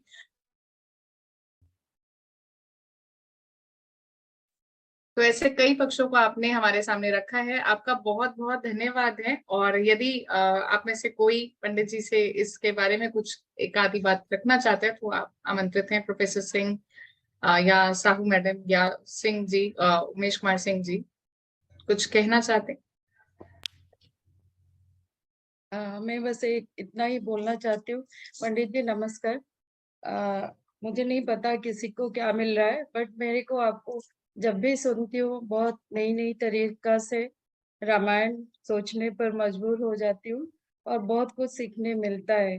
चाहे नारद जी के बारे में हो, चाहे गणेश जी के बारे में हो, मनु के बारे में, और ब्रह्मा विष्णु महेश्वर, क्योंकि मैं महेश्वर की पूजा करती हूँ बचपन से, तो मुझे बहुत अच्छा लगता है और एक नई दिशा मिलता है कि अपने आप को सुधारने के लिए और अपने आप को समझने के लिए। तो बहुत बहुत नमस्कार। और आगे भी हम अपेक्षा करेंगे कि आप इसी तरह से हमको मार्गदर्शन कराते रहिए हर नवरात्रि में। Thank you. जी बिल्कुल मैडम। एंड साथ में जैसा पंडित जी ने कई ब्रह्मांडों की बात की और कॉस्मिक उसके अंदर जो फोर्सेस की बात की, ब्रह्मा विष्णु महेश की बात की, ये भी एक मैं वही कहूंगी कि अगेन ये प्रोफेसर बलराम सिंह जी का एक और चिंतन का विषय भी है। तो ऐसे कई चिंतन के मुझे लगता है सर कई यहाँ से ही मुझे टॉपिक मिल रहे हैं कि जहां पर हम आपसे बीच बीच में विचार ले सकते हैं, यदि आप इस पर जरा सा कुछ प्रकाश रखना चाहें, डालना चाहें। हाँ देखिए, ये जो भक्ति की बात, पंडित जी प्रणाम, जो भक्ति की बात कही गई है, वो भक्ति का बात ये मतलब होता है निष्ठा। इतना मतलब अनन्य भक्ति इन्होंने कहा, ये और कुछ नहीं। जैसे अगर हम प्रोफेसर हैं तो हम प्रोफेसर वाले काम में भक्ति लगाएं तो हमारे लिए, हमारे अगर हम माता पिता की सेवा कर रहे हैं तो उसमें उसी को ईश्वर, क्योंकि उन्होंने कहा कि कण कण में ईश्वर है। तो ये बहुत एक विज्ञान की पद्धति है जिस तरह से मैं देखता हूँ। वो तो आप कहानी के माध्यम से बता रहे हैं, लोगों को समझ में आता है। नहीं तो लोगों को, जैसे हम बच्चे के पास जब बैठते तो बच्चे जैसी बातें करते हैं। नहीं तो अगर हम आपके साथ हिंदी में बात नहीं करके अंग्रेजी में बात करेंगे, हो सकता है तो बहुत सारे लोग समझ में आ जाए। लेकिन अगर मैं रसियन में बात करने लगूं तो आप लोगों को समझ में नहीं आएगा। तो इसलिए हर व्यक्ति, जो पंडित जी बता रहे हैं, वो हमारे लिए, हमको समझने वाली, इसलिए आप लोगों को बड़ी प्रसन्नता हो रही, क्योंकि हमको समझ में आ रहा है ना क्यों। और ये भारत की सबसे बड़ी खूबी है। हालांकि इन्होंने निगम की बात कही है, वो निगम कैसे होता है, लेकिन भारत की जो पद्धति है वो आगम की व्यवस्था है। हर चीज जो आप ऑब्जर्व करते हैं, जैसे देखते हैं, समझ में आता है, उसी तरह से आप अपना जीवन बिताएं। क्योंकि भगवान वहां पे है। ऐसा कुछ नहीं कि नहीं भगवान ने ये कहा है, उसके अलावा कुछ नहीं कर सकते, उससे लोग परेशान हो जाते हैं। तो पहली बात तो ये। दूसरी बात, आपने कहा कि बहुत सारे ब्रह्मांड, ये बड़ी जबरदस्त बात है। ऐसे साइंस वाले बोलते हैं मल्टाईवर्स की बात करते हैं, मल्टाई यूनिवर्स की बात करते हैं। एक ही यूनिवर्स नहीं, जिसको वहां पे बोलते हैं, फिजिक्स में बोलते हैं। तो वो तो एक समझने की कोशिश कर रहे हैं, लेकिन ऐसा मानते हैं कि बहुत सारे हैं।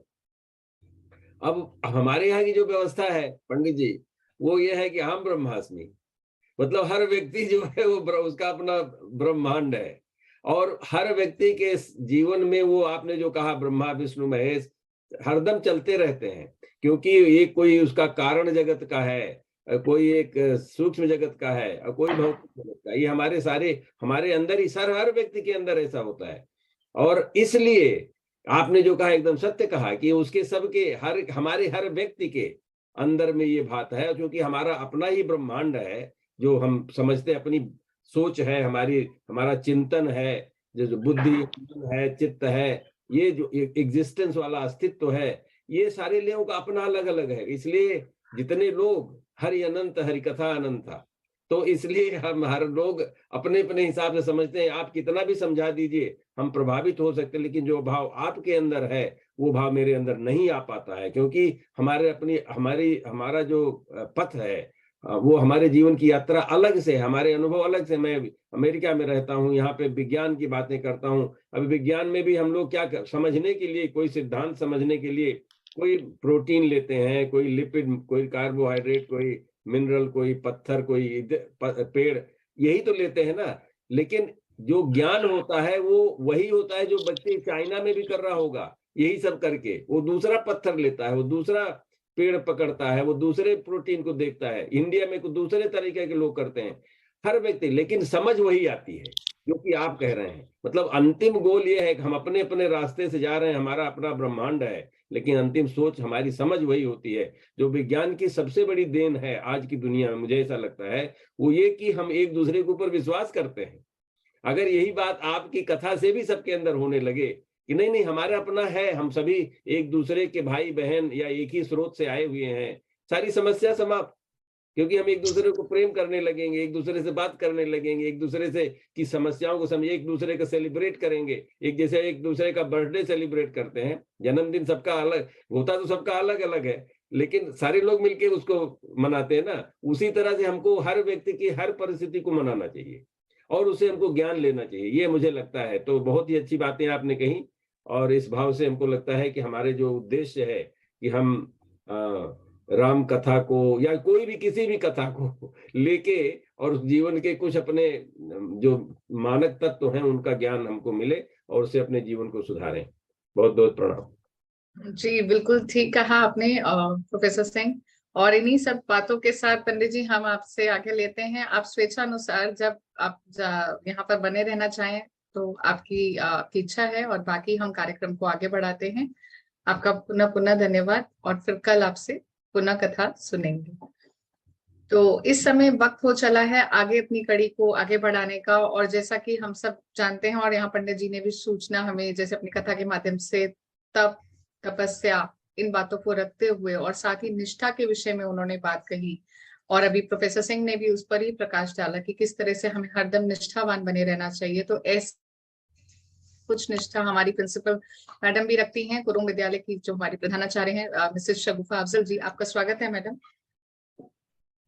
और आपको सबसे पहले तो आज से रोजे शुरू हुए हैं, तो उसके लिए बहुत बहुत आपको शुभकामनाएं। और आप इस समय हम अपने शायद रोजा कर भी रही हैं, तो आप उसको करते हुए हमारे साथ कार्यक्रम में जुड़ी हैं। और आपसे हम थोड़ा सा स्कूल के विषय में जानना चाहेंगे, किस तरह से कुरुंग विद्यालय की कैसे कुरुंग विद्यालय सबसे भिन्न है अपने क्षेत्र में।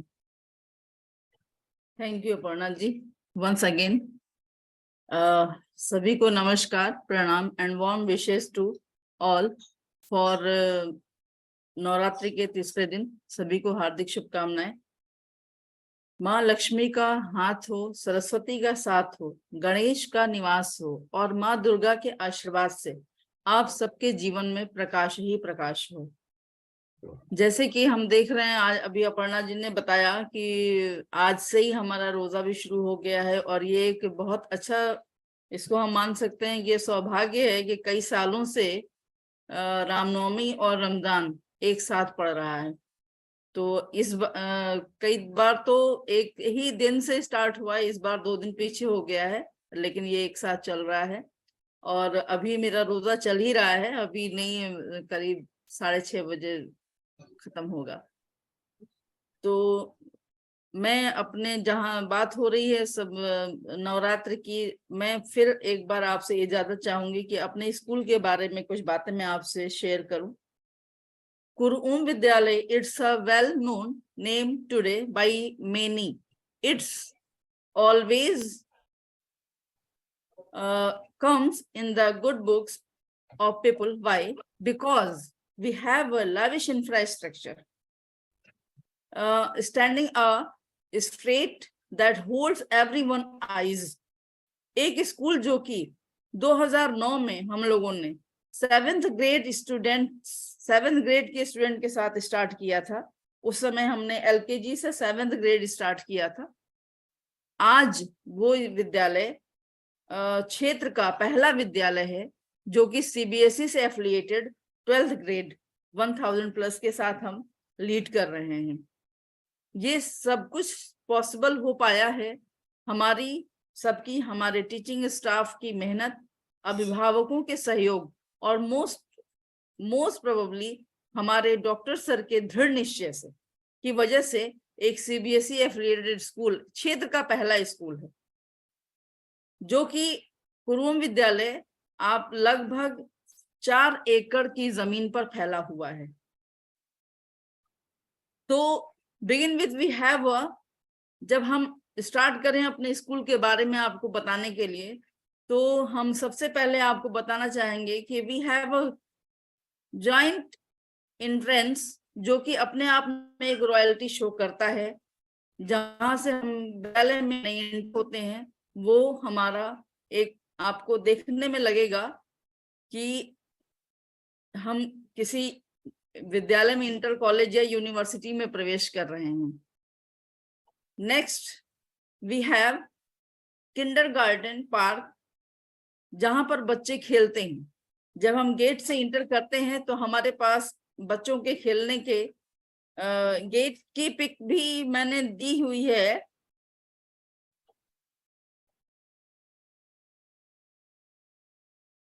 तो जहां पर हमारे छोटे बच्चे खेलने के लिए जाते हैं और एंजॉय करते हैं, वहां पर बच्चों के लिए झूले की व्यवस्था भी है और कई तरह के स्लाइड्स हैं, कई तरह के झूले हैं जहाँ के बच्चे अपना एंजॉय करते हैं। और कभी कभी वहां पर बच्चों को योगा और PT वगैरह की भी व्यवस्था कराई गई है। Then we have beautiful garden school building in school building. देखिए आपको सामने हमारे स्कूल का गेट दिख रहा है। बहुत से लोग तो हमारे स्कूल तक आए भी हैं जो इसमें उपस्थित हैं। जो लोग ऐसे भी हैं जो लोग नहीं आए हैं, वो हमारा स्कूल का गेट देख सकते हैं। और इसके साथ ही बताया मैंने कि जस्ट इसके लेफ्ट हैंड पे किंडरगार्टन पार्क है। और आगे चलते हैं तो हमारे स्कूल बिल्डिंग में ही एक बहुत अच्छा गार्डन बनाया है, जो कि मैं आपको बताते हुए बहुत हर्ष महसूस करती हूँ कि वो गार्डन हमारे बच्चों के द्वारा बनाया गया है।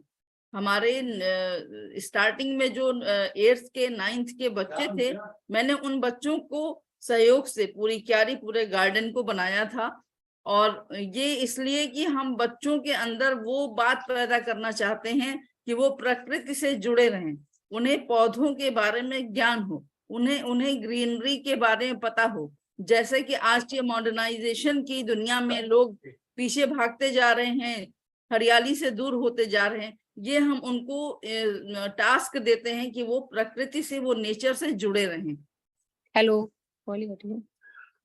इसके बाद हम आते हैं, we have a big playground for every kinds of sports, जिसमें कि हम क्रिकेट भी खेल सकते हैं, बच्चे खेलते हैं, कबड्डी खेलते हैं, वॉलीबॉल, बैडमिंटन, हर तरह का स्पोर्ट्स वहां पर उनका बना हुआ है, वो उसमें खेलते हैं। और फिजिकल एजुकेशन के पीरियड में बच्चों के चेहरे पर हमको वो खुशी देखने का मौका मिलता है जो बच्चे चाहते हैं कि हम खेल के मैदान में जो उनको दिखता है। और जैसा कि मैंने बताया भी था आप लोगों को फर्स्ट डे कि हमारे बच्चे अभी इंटर स्कूल कंपटीशन में फर्स्ट प्राइज भी लेकर आए हमारे बच्चे। तो इसके बाद हम आते हैं अपनी बिल्डिंग के अंदर। तो मैं आपको पहले ही बता चुकी हूँ कि हमारे पास सफिशिएंट क्लासरूम्स हैं जो कि बहुत अच्छे हवादार लाइट की व्यवस्था के साथ, और सफिशिएंट स्पेशियस भी उसमें काफी है, स्पेशियस क्लासरूम्स हैं, जो कि along with that science lab हैं, जिसमें कि अलग अलग लैब हैं हमारे। केमिस्ट्री लैब हैं, आप देख सकते हैं, फिजिक्स लैब हैं, बायो लैब हैं, जिसमें कि हमारे बच्चे सिर्फ किताबों की दुनिया में न रह के जो किताब में उनके टॉपिक हैं, उन टॉपिक को वो प्रैक्टिकल करके उनसे सीखते हैं, ना कि सिर्फ वो एक रट्टाफिकेशन वाली पद्धति को ना अपनाकर वो प्रैक्टिकल के द्वारा भी बहुत कुछ सीखने की कोशिश हमारे टीचर्स उनसे करवाते हैं और विद्यार्थी हमारे बहुत लगन से, बहुत तन्मयता के साथ ये काम करते हैं। इसके साथ ही हम आपको ये भी बताना चाहेंगे कि हमारे पास कंप्यूटर लैब भी है, जिसमें सफिशिएंट सेट्स हैं, जिसमें प्रत्येक बच्चा बैठ के कंप्यूटर के बारे में ज्ञान प्राप्त करता है और नॉलेज गेन करता है। देखिए, आज दुनिया के लिए एक रीढ़ की हड्डी कहा गया है। कंप्यूटर के ज्ञान को बताया जाता है कि वो एक रीढ़ की हड्डी की तरह हो गया है, क्योंकि उसका ज्ञान होना आज की दुनिया में बहुत मस्ट है। इसके साथ ही साथ मैं आपको ये भी बताना चाहूंगी कि हमारे यहाँ रूरल एरिया में हम स्कूल है, लेकिन हमने स्मार्ट क्लास की व्यवस्था भी बच्चों को दी हुई है। स्मार्ट क्लास हमारे यहाँ है, जिसमें से बच्चों को बहुत कुछ दिखाया जाता है। ऑनलाइन क्लासेस भी उनकी चलाई जाती हैं स्मार्ट क्लास में। और इसके साथ ही मैं आपको ये भी बताना चाहूंगी हमारे स्कूल में कि एक बहुत ही बड़ा ऑडिटोरियम भी है हमारे यहाँ, जिसमें कि 500 व्यक्ति आराम से बैठ सकता है। एक बहुत बड़ा ऑडिटोरियम भी हमने अपने स्कूल में बनाया हुआ है और हमारे फंक्शंस वगैरह उसी में होते हैं। एंड इसके साथ ही साथ मैं ये भी आपको बताऊंगी कि एजुकेशन के साथ साथ classroom, physics lab, garden, playground के साथ साथ हमने अपने स्टूडेंट्स के लिए एक ट्रांसपोर्ट की भी फैसिलिटी दी हुई है। ट्रांसपोर्ट जो we have 8 transports vehicle which travel on roads with the name of Kurum and show the power of Kurum. तो दूर दूर से जिसमें विद्यार्थी आते हैं और ज्ञान की रोशनी से अपने आप को सराबोर करते हैं। And last but not least मैं ये बोलूंगी कि एक कहावत बहुत मशहूर है कि nothing is impossible because the word says itself I am possible। और हमें उम्मीद है कि हम सब लोग मिलके इसको बहुत आगे ले जाएंगे। And Kurum by giving such quality education and facility is in rural area has proved this right today। Thank you। Thank you so much Mrs Afzal. और बहुत ही अच्छा, और आपने बिल्कुल सही कहा कि आई एम जो ये इम्पॉसिबल वर्ड है उसी के अंदर ये आई एम पॉसिबल है। तो यदि कोई इस तरह से दृढ़ निश्चय कर ले कि मुझे बहुत सारा करना है, बहुत सारी अचीवमेंट लेनी है और अपने साथ साथ औरों को भी बहुत कुछ सिखाना है, जैसा कि आपने भी इस तरह का अपने मन में इस ठाना हुआ है, जो हम देख पाए हैं। आपके 3 दिन का स्कूल के बारे में इंट्रोडक्शन हो चुका है और अभी आगे भी हम सुनते रहेंगे निरंतर। तो वो सब ऐसा लगता है कि आपने ये बात आप चरितार्थ करने वाली हैं कि इम्पॉसिबल को मुझे पॉसिबल करना ही करना है। तो आपका बहुत बहुत धन्यवाद। और कार्यक्रम में अब आगे बढ़ते हैं और आज का जो हमारा विषय है, जैसा कि आप सबने देखा भी होगा पोस्टर पे, उसके विषय में हर कोई, जब भी हम नवरात्र की बात करते हैं तो सबसे पहले मन में नारी शक्ति को हम जोड़ लेते हैं और ऐसा ही हर बार हमारे मन में आता भी है।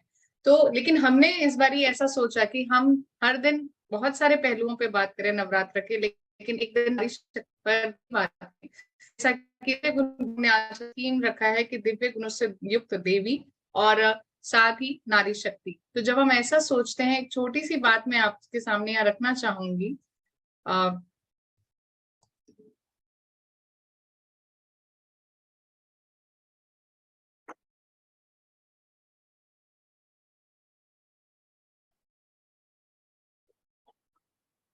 बहुत छोटा सा मैं अपनी बात को रखते हुए फिर आगे बात बढ़ाते हैं।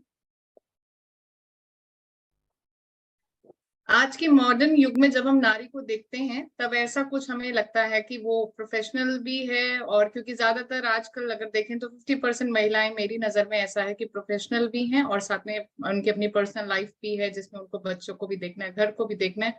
और इंडियन ट्रेडिशन में ही नहीं, थ्रू आउट द ग्लोब हम ऐसा फील कर सकते हैं। लेकिन जब हम अपने यहाँ दुर्गा देवी की बात करें तब भी हमें ऐसा ही कुछ दिखता है कि माता रानी के इतने 8 भुजाएं, अष्टभुजाओं वाली उनको कहा जाता है, और बहुत सारी शक्ति प्रदान चीजें उनके हाथ में है जो पावर और स्ट्रेंथ के प्रतीक है, कह सकते हैं। तो क्या अगर हम आज की नारी को देखें तो इस रूप में देख सकते हैं? यदि हम देवी जैसा उनको ड्रेस अप कर दें तो क्या आज की नारी कुछ इस तरह से दिखेंगी? तो मुझे लगता है जब हम थोड़ा सा इसके बारे में जानते हैं, तो मैंने ऐसा एक बार ये बात पहले कभी मैं कह भी चुकी हूँ, जिसके अंदर ये बात हुई थी कि इंडियन, और अक्सर प्रोफेसर सिंह भी ये बात कहते हैं कि इंडियन जो वुमेन है, खासतौर पे अगर इंडियन उसके रूप में देखें, तो ज्यादातर डोमेस्टिक जितना वो कार्य कर रही हैं वो अनपेड जॉब रहता है, लेकिन उनका उसमें बहुत ज्यादा समय जाता है और बहुत सारी चीजें वो साइड बाय साइड कर रही होती हैं। ऐसा क्यों?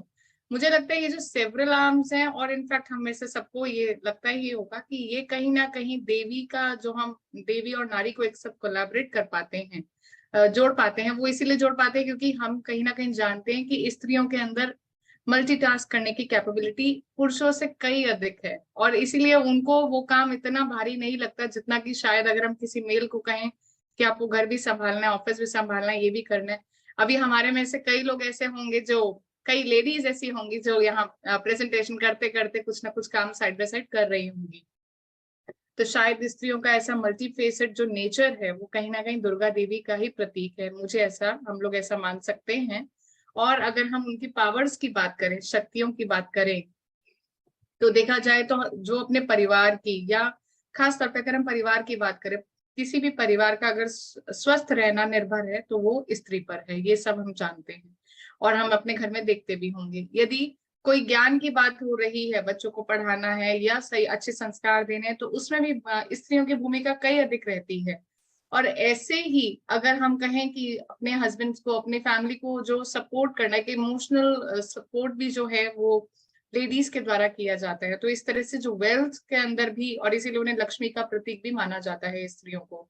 और ऑर्गेनाइजेशनल कैपेबिलिटीज, ये अभी हमने बात की, मैं बहुत शॉर्ट में अपनी बात रख रही हूँ, कुछ ऐसा दिखाने के लिए कि नारी शक्ति को जब हम जोड़ते हैं देवी के गुणों से, तो हम देखते हैं कि हर चीज में देवी, दैव्य गुण नारी में हैं। और इन्हीं सब कारणों के कारण हम, हमारे यहाँ भारतीय ट्रेडिशन में शुरू से ही छोटी जब कन्या होती है तब से ही पूजन उनका शुरू हो जाता है, क्योंकि उनके अंदर ये देवी दैव्य गुणों की ऐसी अनुभूति, बचपन से ही उनके अंदर ये संस्कार आते हैं, खुद से हैं, और कुछ हम अपनी उनके प्रति उस तरह की जो हम उनके प्रति उनको सिखाते हैं, तो निरंतर उनके अंदर ये गुण बनते चले जाते हैं। और उनके कहते हैं कि ईश्वर की कृपा भी उन पर इस रूप में होने लगती है कि वो एक साथ मल्टीटास्किंग हो जाती है। तो ऐसा कह सकते हैं कि समस्त यूनिवर्स का जो अगर यूनिवर्स का जो आधार है वो कहीं ना कहीं नारी शक्ति है, फेमिनिन एनर्जी है, और इसी को शायद हम दुर्गा देवी के रूप में उनका पूजन करते हैं और नवरात्र से जोड़ते हैं। तो इन्हीं सब बातों को थोड़ा सा आपके साथ रखते हुए मैं आमंत्रित करना चाहूंगी मेरी जो यहाँ पर स्टूडेंट कोऑर्डिनेटर है मिस शालिनी प्रजापति, आगे कार्यक्रम को आगे ले जाने के लिए और आज के स्पीकर्स को आमंत्रित करने के लिए। सभा में उपस्थित सभी सम्मान्य सदस्यों को मेरा नमस्कार और चैत्र नवरात्रि के 3 दिन की हार्दिक शुभकामनाएं। आगे बढ़ने से पहले मैं 2 लाइन कहना चाहूंगी। अर्ध चंद्र मस्तक पर साजे स्वर्ण रूप सिंह पर विराजे, अर्ध चंद्र मस्तक पर साजे स्वर्ण रूप सिंह पर विराजे, ध्यान आपका धर हर्षावे, माँ चंद्र घंटा कृपा बरसावे। नवरात्र के तीसरे दिन माता चंद्र घंटा हम सभी के जीवन की सभी उम्मीदों को रोशन करे, यही कामना है मेरी माँ से। जय माता दी। आगे बढ़ते हुए मैं अपने स्कूल क्रोम विद्यालय की बहुत ही भव्यता अध्यापिका मिसेस किरण यादव मैम को आमंत्रित करती हूँ।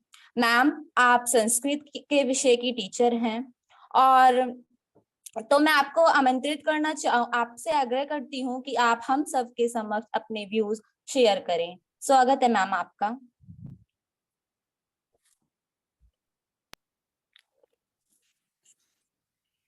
आदरणीय founder sir, manager sir, principal ma'am, Aparna ma'am और हमारे टीचर्स गण और भी जितने भी लोग जुड़े हुए हैं इस कथा का आनंद ले रहे हैं ऑनलाइन, उन सभी को मेरी तरफ से हार्दिक शुभकामनाएं नवरात्र की और मेरा प्रणाम।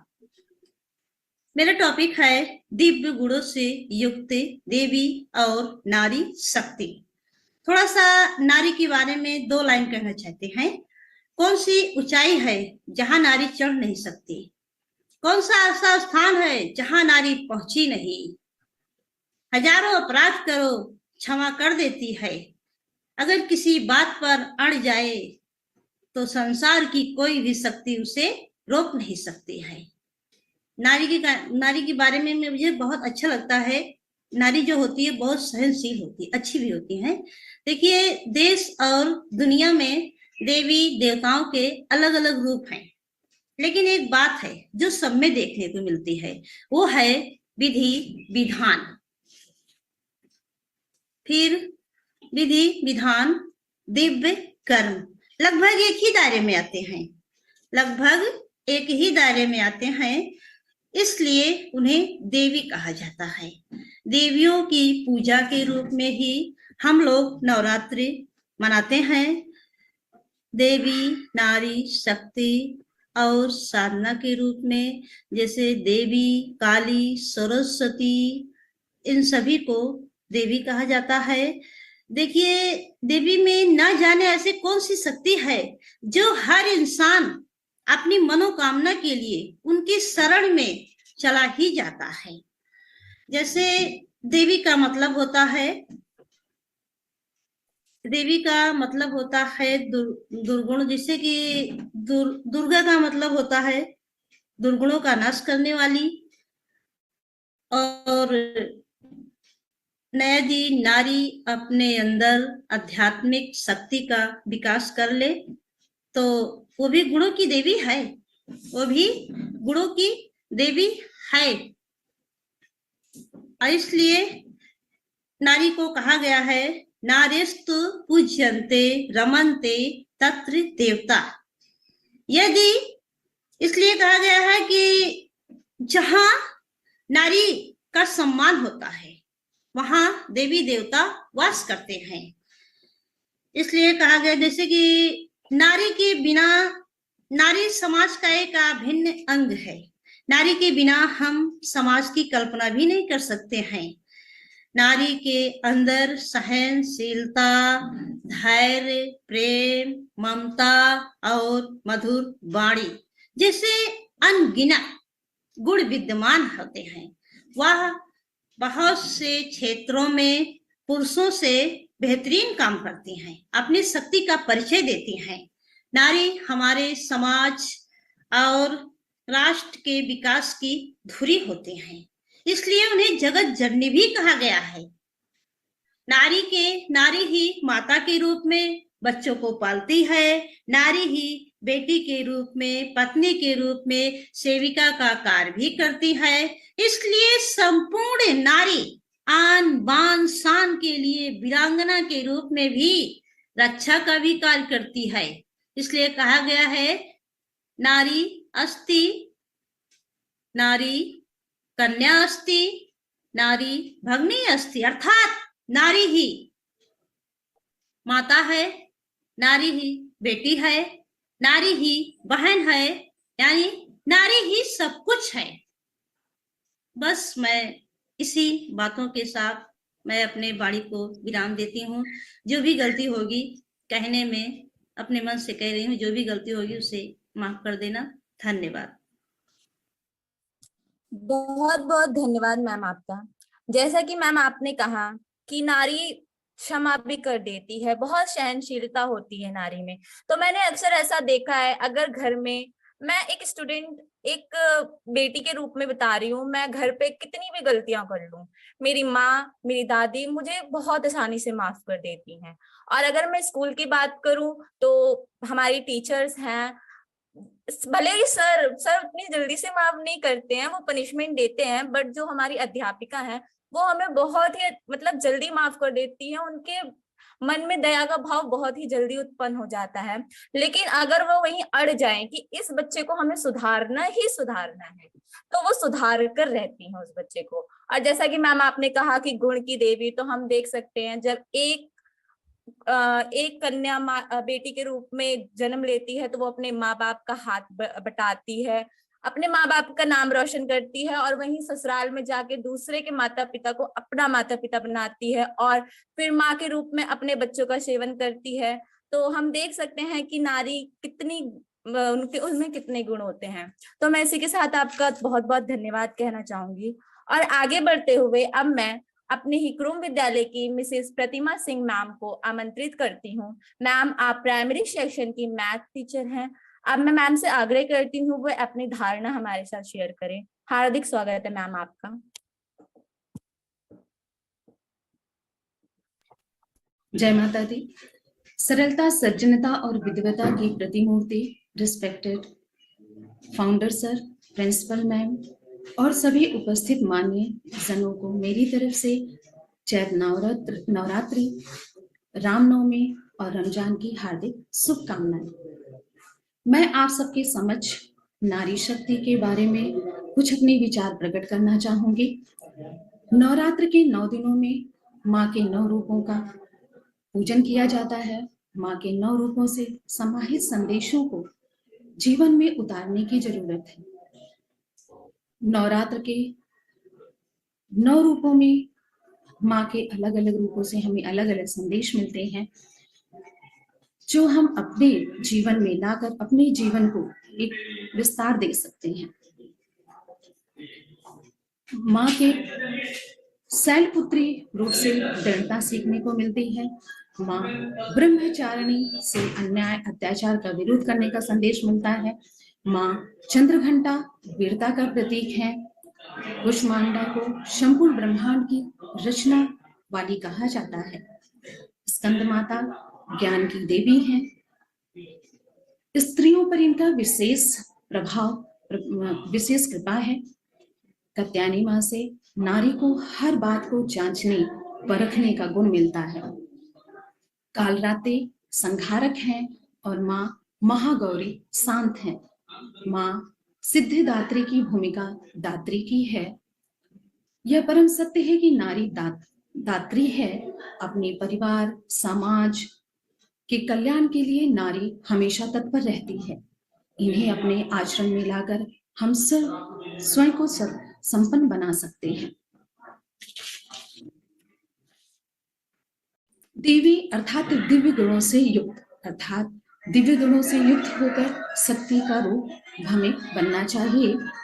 महिला अर्थात ममता, हिम्मत और लाज में तीनों नारी की विशेषताएं हैं और इन्हीं गुणों की वजह से नारी आज हर क्षेत्र में अपने को साबित कर रही है। नारी को डटकर नहीं रहना चाहिए, डर कर नहीं डटकर रहना चाहिए। नारी को स्वयं को आर्थिक मानसिक रूप से सशक्त बनाना चाहिए। इससे समाज का उत्थान होगा। अबला से सबला हुई देखो नारी आज, अबला से सबला हुई देखो नारी आज, नारी के सहयोग से समृद्ध हुआ समाज। इसी के साथ मैं अपनी वाणी को विराम देना चाहूंगी। जय माता दी। बहुत बहुत धन्यवाद मैम आपका। आपके विचारों से हमें बहुत कुछ सीखने को मिला और हम आगे ही ऐसे ही सीखते रहेंगे। इसी के साथ मैं अपनी वाणी को विराम देना चाहूंगी। बहुत बहुत धन्यवाद। जय माता दी। धन्यवाद शालिनी, और बहुत ही अच्छा आपने संचालन किया और साथ ही हमारे टीचर्स ने भी बहुत ही गंभीर रूप से दिव्य गुणों को और साथ में नारी शक्ति को जोड़ते हुए अपनी अपनी बातों को रखा। और मैं सभी को सूचित भी करना चाहूंगी, शालिनी हमारे ही कुरोंग विद्यालय की कक्षा 11वीं की छात्रा है और निरंतर वो अपने इस कार्य में बनी है और अपनी भूमिका है। तो आप अगेन आपका धन्यवाद और कल फिर आपसे मिलेंगे शालिनी। और अब मैं साथ ही, क्योंकि हमारा जो आज ये चर्चा का विषय है, जो हमारे इस कार्यक्रम की थीम है, यदि आप सब थोड़ा सा आपने ध्यान दिया हो पोस्टर पे, तो हमने थीम कुछ इस तरह से रखी थी कि जो देवी के गुण है और साथ में नारी शक्ति, उसको आधार बनाकर आज हमारा मुख्यतः विषय था। और ऐसा ही कुछ विषय पर काम प्रोफेसर सिंह कर चुके हैं। और मैं, जैसा कि आप स्क्रीन पर देख भी रहे होंगे, हमारा एक ब्लॉग है वैदिक वेव्स ब्लॉग के नाम से, और उसमें सन 2016 में सर ने एक अपना आर्टिकल शेयर किया था जिसके अंदर था Navratri as a celebration of the female shakti culture of India. तो थोड़ा सा सर से इस विषय पर प्रकाश डालने के लिए हम क्योंकि वैसे तो हम सब आर्टिकल पढ़ते ही हैं सर के, लेकिन कुछ विचार ऐसे हैं क्योंकि इतने वर्ष हो भी गए इस आर्टिकल को, तो शायद हो सकता है सर ने कुछ इसमें और विचार जोड़े थे। तो सर आपको मैं आमंत्रित करूंगी और इस विषय पर पुनः आपसे हम सुनना चाहेंगे कि आप इसके अंदर आपकी क्या और विचार जुड़े हैं। और आप सबको बताने के लिए मुझे हर्ष का विषय लग रहा है ये बात बताते हुए कि कुरोम विद्यालय institute of advance sciences and TCN media आपके तीनों ही आपके निर्देशन में कार्य कर रहे हैं और लगातार आगे भी कार्य करते रहेंगे। आपका स्वागत है सर। बहुत बहुत धन्यवाद अपर्णा, मुझे ये अवसर देती रहती बीच बीच में कुछ बोलने के लिए। जैसे बोलना तो व्यक्ति का काम ही है, अभिव्यक्ति तो ये हमारे मनुष्य का गुण है। भारत में ये ऐसा कहा गया है कि हमको इंडिविजुअल को व्यक्ति बोलते हैं, जो व्यक्त करे अपने को। तो ये तो सभी के गुण होते हैं, तो जिसको भी अगर तरह तरह के अभिव्यक्तियां होती हैं, आर्ट भी अभिव्यक्ति है, डांस भी अभिव्यक्ति है, और संगीत भी अभिव्यक्ति है, और कुछ बातें हम अपने लिख के पढ़ के भी उसकी बातें करते हैं, वो भी एक तरह की अभिव्यक्ति है। तो आज का जो आपने विषय रखा है वैसे भी नवरात्रि तो है ही देवियों का ही। और जैसा कि मैं कल ही शायद बोला था, कभी भी हवाई जहाज में मैं जब जा रहा था तो वहाँ पे देवियों और सज्जनों ही बोला जाता है, देवियां ही बोली जाती हैं। हमारे यहाँ बचपन में हमारी बहन का नाम इंदिरा देवी था, अब तो इंदिरा सिंह लगने लगी हैं, लेकिन पहले इंदिरा देवी ही था। तो बेटियों के नाम के सामने देवी अपने आप ही जोड़ दिया जाता था। और उसके वो अनुभव के हिसाब से ये भी सोचना पड़ेगा कि हमारे यहाँ पे परिवर्तन होता है समय के साथ, और ये भी एक आवश्यक बात है इस प्रोग्राम का कि हमको उसके मूल को नहीं भूलना चाहिए। देवियों के जो गुण हैं, जो अभी आपकी ये दो टीचर्स किरण यादव और प्रतिमा सिंह ने भी जिसकी चर्चा की, और शालिनी बेटी ने भी किया, चंद्रघंटा की बात की, और उसने कहा भी कि देवियों के अंदर ये गुण है कि वो माफ करती हैं, हालांकि कभी कभी नहीं माफ करती हैं। और तो ठीक है, बहुत अच्छी बात है क्योंकि उनके समझ आती है। सबसे बड़ी बात यह है कि कुछ ऐसी बातें हैं आज के युग में, जैसे कि दुनिया में बहुत सारे बैंक फेल होते रहते हैं, बैंक फेल होते हैं। अभी यहाँ पे अमेरिका में 2 बैंक फेल हो गए। तो जितने जहाँ पे ऐसा एक, मैं उसी समय की बात जब मैंने आर्टिकल लिखा था तो उस समय की ये बात थी कि इंडिया में बहुत सारी जो बड़े बड़े बैंक की उनकी जो सीईओ थी, हेड होती थी, वो महिलाएं थी, और कोई बैंक नहीं टूट रहा था, कोई बैंक नहीं टूट रहा था। देखिए अभी हम लोग ऐसा सोचते नहीं कि अभी आपने भी कहा कि वो घर में भी काम करती है, गृह कार्य भी करती हैं और बाहर का भी करती हैं। अरे घर का ही सब बाहर होता है, घर के जो आपके अंदर है वही बाहर होता है। अभी पंडित जी बता रहे थे, जो हमारे अंदर होता है वही बाहर होता है।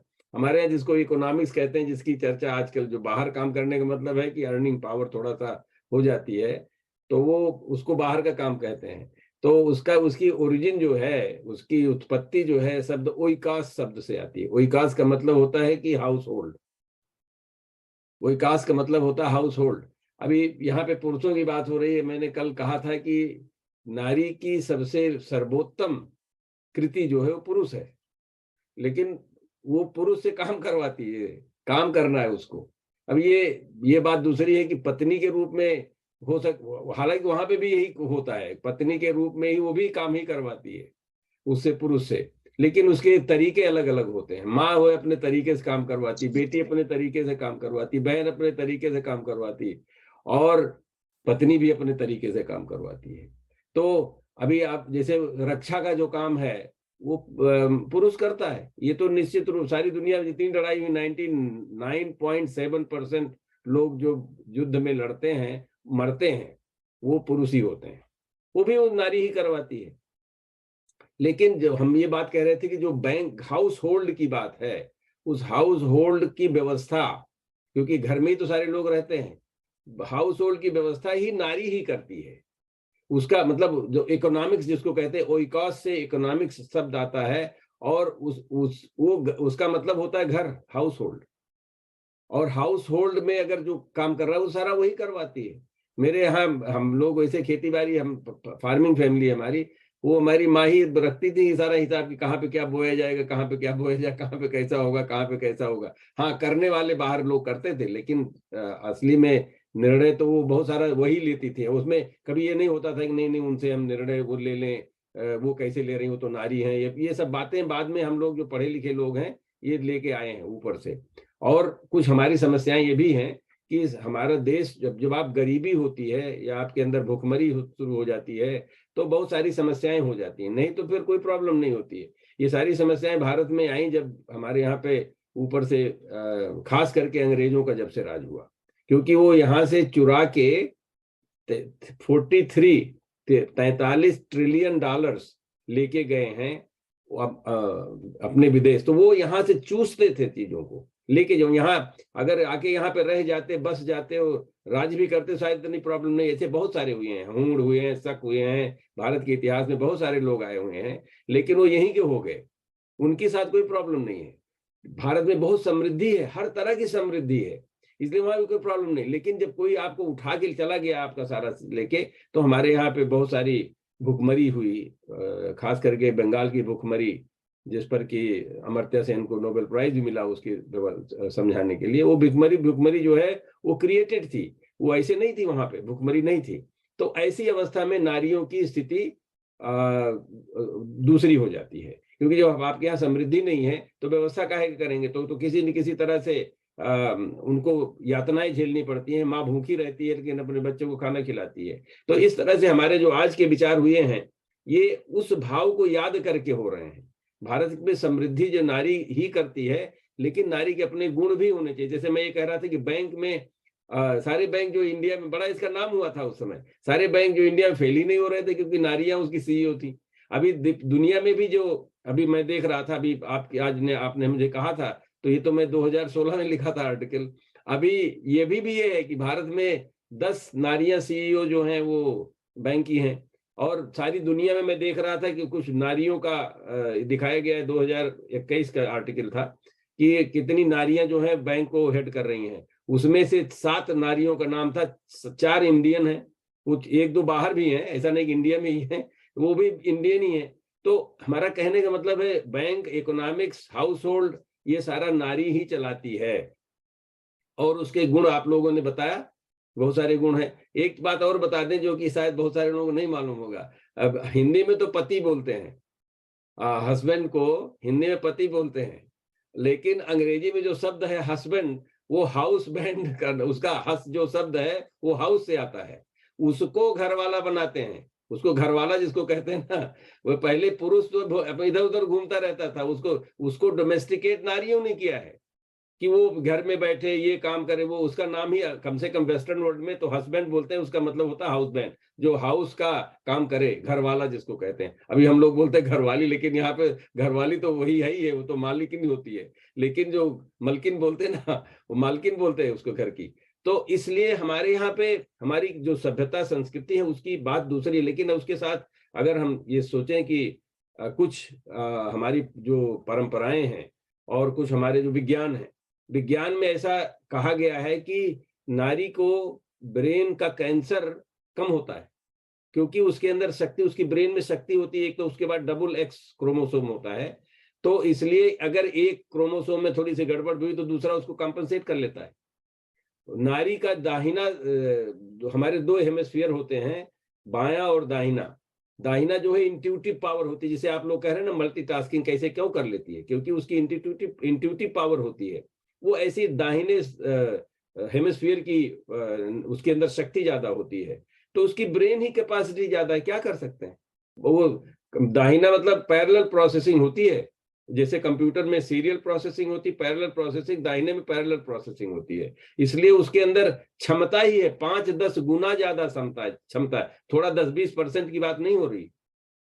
तो अब उसके अंदर शक्ति है, उसके अंदर क्षमता है। वो अगर ये कहे कि मैं तो इक्वल बनना चाहता हूँ पुरुष की, तो उसकी मूर्खता जाहिर होगी। अगर वो कहे कि मैं पुरुष के बराबर होना चाहती हूँ, तो उसको नीचे आना पड़ेगा।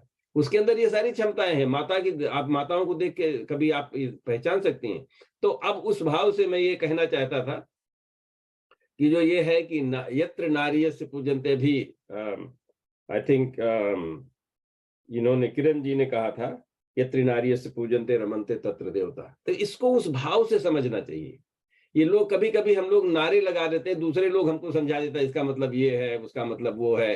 अभी जहाँ पे बहुत तरह तरह की नारियों में दुर्गुण भी होते हैं, बाय द वे, उनके अंदर उतनी ही क्षमता है दुर्गुण का गलत काम करने के लिए भी, जितना उनको सही काम करने के लिए भी।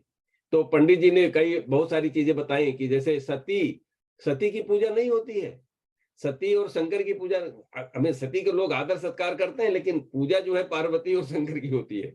क्योंकि वो बता रहे थे ना कि शतरूपा और मनु किस तरह से, शतरूपा और मनु में कोई भेद ही नहीं होता। ये वो मैं नैमिषार गया हूँ, जहाँ पे कि ये नैमिषारण्य वहां पे लखनऊ और सीतापुर के बीच में है एक जगह, जहाँ पे कि ये है कि वो वहां पे जो तपस्या कर रहे थे बता रहे हैं। अब वो कह रहे हैं कि 10,000 साल वो अतिशयोक्ति भी हो सकती है और उसका अर्थ भी कुछ दूसरा हो सकता है, कॉस्मोलॉजिकल हो सकता है।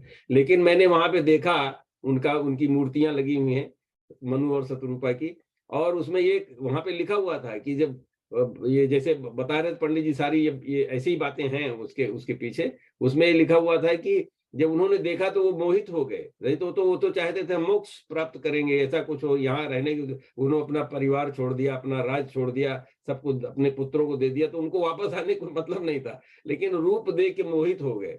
और उन्होंने तो भगवान ने उनसे पूछा आपको क्या वरदान चाहिए, तो उन्होंने कहा मैं आप जैसा पुत्र चाहता हूँ। फिर शतरूपा से पूछा कि आपको क्या चाहिए, वो भी तपस्या उतनी ही कर रही थी जितनी की वो कर रहे, उनके पति कर रहे थे। तो उन्होंने कहा जो हमारे पति चाहते मैं भी वही चाहती हूँ। मतलब ये वहां पे लिखा हुआ है। और वहीं पे सती जो है, शंकर जी बोल रहे थे मत जाओ मायके, लेकिन नहीं बोली हम तो जाएंगे और गई वहां पे, उनकी बात नहीं मानती थी। तभी ये ऐसा हम इसलिए नहीं कह रहे कि हम पुरुष हैं, हम अपनी बात सुनाने के लिए कह रहे हैं, क्योंकि नारी ही सब कुछ संभाल सकती है। तो अगर वो ये बात भी मान ले कि जैसे बच्चे की बात हम लोग कभी मान लेते हैं कि पुरुष को एक तो धर्म पत्नी हमारे यहाँ मतलब जो धर्म का रास्ता दिखाए पत्नी होती है, तो जो जिस तरह से आप करेंगे, मैं अपने जीवन की पर्सनल बात बता रहा हूँ, मेरे पहली मतलब संतान कब होगी ये मेरी पत्नी ने डिसाइड किया, मैं पीएचडी कहाँ करने जाऊंगा ये मेरी पत्नी ने डिसाइड किया, मैं पोस्ट डॉक कहाँ करूंगा ये मेरी पत्नी ने डिसाइड किया, मैं फिर नौकरी कहाँ करूंगा ये मेरी पत्नी ने डिसाइड किया, मैं घर कौन सा खरीदूंगा कब खरीदूंगा ये मेरी पत्नी, मतलब सारी चीजें तो उन्होंने डिसाइड किया। अभी उनसे बुला के पूछे तो बोलेंगे हमारी कुछ नहीं सुनते। तो ऐसा होगा, लेकिन असली में ऐसे ही ये सत्य है जो मैं कह रहा हूं। तो इसलिए वो सब कर सकते। यहाँ पे फिर जो आता है कि यत्र नार्यस्य पूजन्ते रमन्ते तत्र देवता, उसका मतलब मेरी आप कुछ लोग प्रशंसा भी करते हैं, कुछ लोग थोड़ा सम्मान भी करते हैं, वो इसलिए कि अगर मैं जो हूं वो करूं, अगर मैं प्रोफेसर हूं प्रोफेसर का काम करूंगा तभी मेरा सम्मान होगा, जब अगर मैं पिता हूं पिता का काम करूंगा तभी उस मेरा सम्मान होगा। तो इस तरह से जो मेरे गुण हैं, अगर मैं केमिस्ट्री का प्रोफेसर हूं और उसकी कोई बात ही नहीं करूं, केमिस्ट्री की कोई बात ही नहीं करूं, बाकी दुनिया की बातें करूं, मैंने यहाँ पे कुछ ना कुछ लगा दिया केमिस्ट्री का, क्रोमोसोम और बीमारी और ब्रेन और केमिस्ट्री ये सारी उसका लगा दिया यहाँ पे, तो आप लोग उससे प्रभावित होंगे और उसके लिए मुझे मेहनत करनी। मैंने भी आप जब से सुबह ही हमको आपने बताया कि आज का थीम ये है, मेरे यहाँ की सुबह है, और तब से मैंने 2-3 आर्टिकल पढ़ लिए, इसलिए क्योंकि मुझे कुछ बताना है तो समझ में आना चाहिए ना। कि वो तो मैंने कितना 7 साल पहले वो आर्टिकल लिखा था, और आज 7 साल के बाद कुछ बताना है तो आज की बात बतानी पड़ेगी ना, नहीं तो आप लोग बोले वो तो घिसी पीटी बातें वही बता रहे हैं जो आर्टिकल में लिखा हुआ है। तो मुझे आज जोड़ना पड़ा, इसको समझना पड़ा इसको, तो मैं जब ये काम करूंगा तभी मेरी इज्जत होगी। इसी तरह से मैं ये कहना चाहता हूँ, यत्र नार्यस्य पूजन्ते रमन्ते तत्र देवता का मतलब ये नहीं होता है कि जो हर नारी उसकी पूजा की जाए। नारियों में बहुत दुर्गुण होते हैं। मैंने शूर्पणखा की कोई पूजा नहीं करता, सीता की सब करते हैं। दोनों नारी थी, दोनों राम को बहुत चाहती थी। ऐसा कहते हैं कि राम को पता नहीं, मैं तो मेरा इंटरप्रिटेशन थोड़ा दूसरा है। मुझे लगता है कि वो उनको देखना चाहती थी हैं क्या ये, क्योंकि उसके क्षेत्र में चले गए थे ना, वो राम उसके क्षेत्र, उसके शासन क्षेत्र में चले गए थे। शूर्पणखा बहुत बहादुर थी, बहुत वीर थी, बहुत बुद्धिमान थी, वो देखना चाहती थी हैं कौन ये, तो इसलिए करती थी। लेकिन फिलहाल भी किसी भी कारण से भी शूर्पणखा की कहीं पूजा नहीं होती है, वो भी नारी थी। लंकिनी की पूजा कहीं नहीं होती है, वो भी नारी थी। ऐसा नहीं कि कैकेयी का कोई नाम नहीं रखता है, वो भी तो नारी थी। लेकिन नारी का इसका मतलब नहीं कि स्थान ठीक नहीं, जो सही काम करता है उसका स्थान होता है। और वहीं पे कौशल्या थी, जो उन्होंने, जो लोग कहते हैं अक्सर, मैं आजकल दुनिया में बांटने वाले बड़े लोग हैं, वो बांटेंगे, बोले कि मैं मैट्रियार्की वर्सेस पैट्रियार्की, मतलब माता पिता को बांट दिए। मैट्रियार्की पैट्रियार्की का मतलब होता है माता पिता का अलग कर दिया। अब आपके माता पिता को जिसने अलग कर दिया वो आपकी क्या भला करेगा? जो व्यक्ति ये कहे मैट्रियार्की वर्सेस पैट्रियार्की, उसको वहां से अपने घर से निकाल दीजिए। बोलिए आप जाके बाहर करिए ये बातें। मेरे माता पिता को कम से कम मत तोड़ो भाई, उनकी वजह से पैदा हुए हैं, कम से कम उसमें भेद मत डालो। लेकिन ये विद्वान लोग जो हैं, उसमें फिलासफर वाले भी होंगे, डॉक्टर साहू भी है इसमें, ज्यादातर राजनीति वाले करते हैं ये मैट्रियार्की वर्सेस पैट्रियार्की लगा के सबका वो करते हैं, बंटाधार करते हैं। अब मैं तुलसी बाबा ने मैट्रियार्की पैट्रियार्की के बारे में मैं बताता हूं उन्होंने क्या लिखा। जब राम को कहा गया कि आपको वनवास दिया गया है, माता ने मांग लिया है पिता से, क्योंकि पिता ने वचन दिया था, तो वो उन्होंने मान लिया कि माता ने अगर मांग लिया, पिता ने वचन दिया, तो हमको दोनों का पालन करना है। क्योंकि पिता का वचन पालन कर, रघुकुल रीत सदा चली आई, प्राण जाए पर वचन न जाई। और क्योंकि माता ने मांगा तो करना ही है। तो जाके अपनी माता कौशल्या से प्रणाम करने गए कि हमको जो है अवध जो काम उनका हमको जंगल का राज मिला गया कहने का तरीका था, हमको जंगल का राज दिया गया है। तो माताएं उनकी कहती हैं, जो केवल पितु आए सुताता तो जिन जाओ जानी बड़ी माता। अगर आपके पिता ने कहा है, आज्ञा दी है, जो केवल पितु आए सुताता तो जिन जाओ जानी बड़ी माता। ये 500 साल पहले तुलसी बाबा ने लिखा हुआ है। तुलसी बाबा की बातें बहुत, आप ये पंडित जी से आपको समझ में आएगा, बहुत ही गुण धुन के उन्होंने लिखा। वो रामायण लिखना शुरू किया 75 साल की उम्र में थे। 75 साल की उम्र में जब लोग सोचते हैं कि अब तो हम किसी तरह से इस जीवन को घसीटें, उन्होंने अपनी जीवन की सबसे बड़ी कृति उस समय शुरू की। इसका मतलब ये तो ज्ञानी थे, बहुत पढ़े लिखे, समझे बूझे, ठोकर खाए, उसके बाद उन्होंने लिखा था। और ये 500 साल पहले की कहानी है कि उन्होंने ये बात लिखी थी जो कि मैट्रियार्की पैट्रियार्की को धूल में उड़ा देती है। वो कहती हैं, कौशल्या माता कहती हैं, जो केवल पितु आय सुताता तो जिन जाओ जान बड़ी माता। मतलब माता का स्थान पिता के स्थान से बड़ा होता है। और भी कहीं लिखा हुआ है कि माता का स्थान पिता से 1000 गुना ज्यादा होता है शिक्षा के क्षेत्र में, 1000 गुना।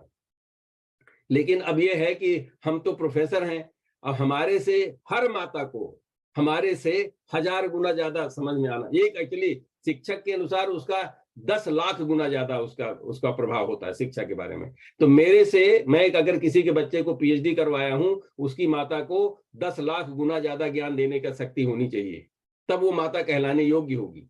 पैदा करने से सिर्फ माता नहीं हो जाती है। तो उसी तरह से माता कौशल्या कह रही हैं, जो केवल पितु आय सुताता तो जिन जाओ जानी बड़ी माता। मतलब माता का स्थान पिता का से बड़ा होता है, इसलिए तुमको जाने की जरूरत ही नहीं है।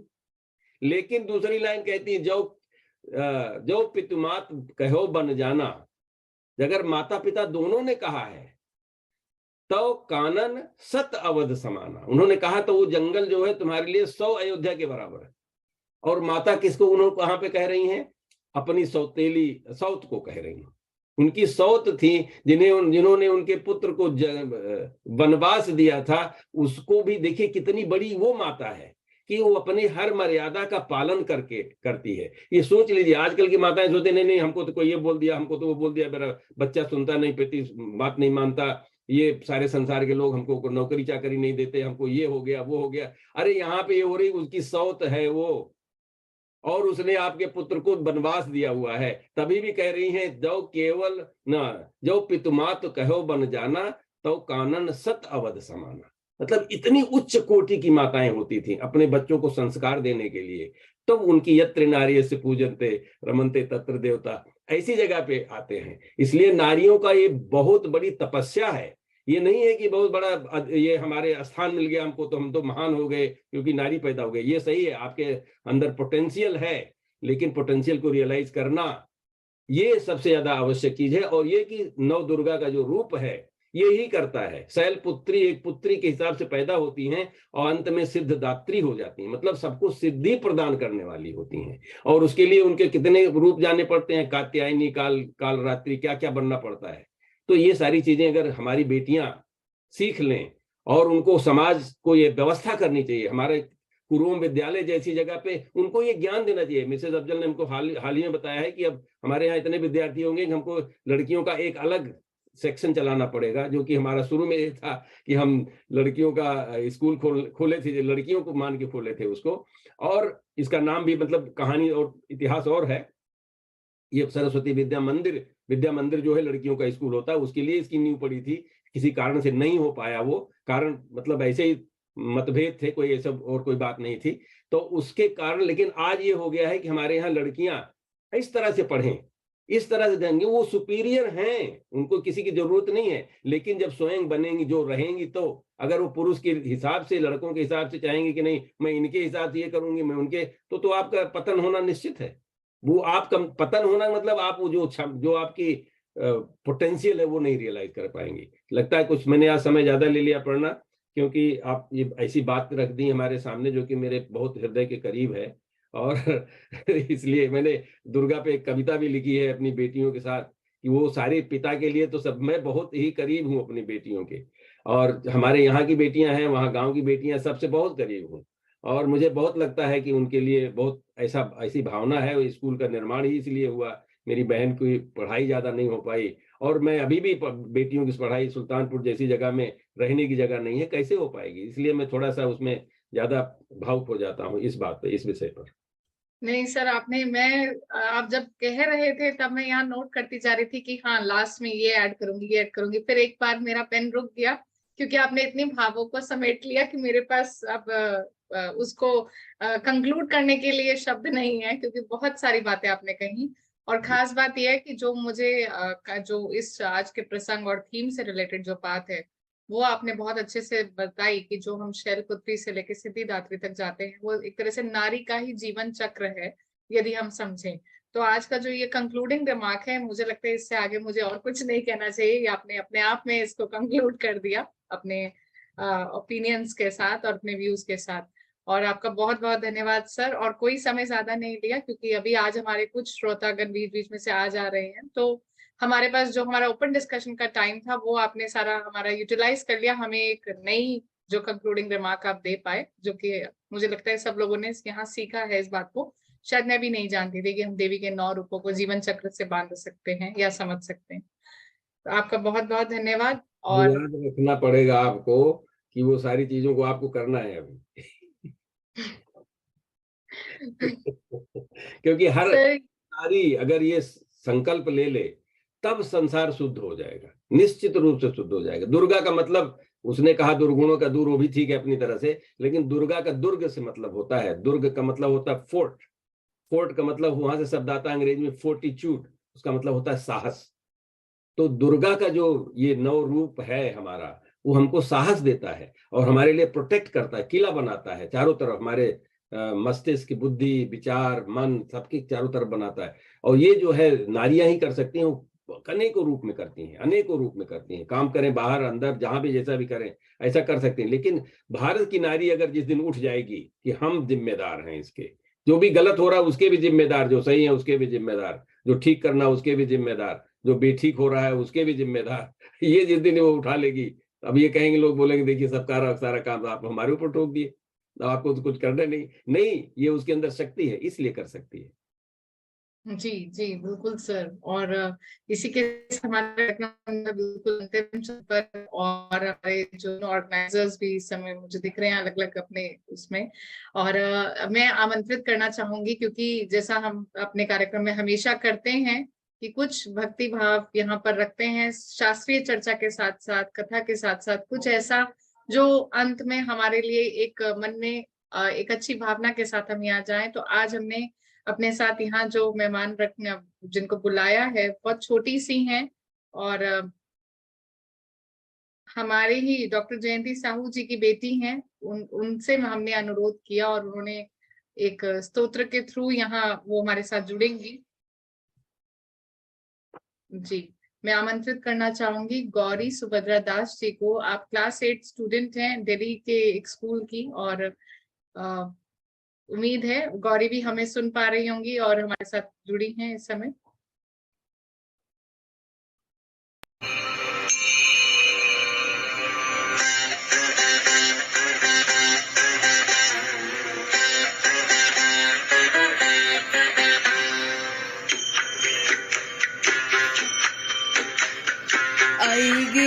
नंदिनी नंदित मेदिनी विश्वविनोदिनी नंदनुते गिरिवर विंध्य शिरोधिनी वासिनी विष्णु विलासिनी जिष्णुनुते भगवती हे श्रुति कंठ कुडुम्बिनी भूरि कुडुम्बिनी भूरि कृते जय जय हे महिषासुरमर्दिनी रम्यकपर्दिनी शैलसुते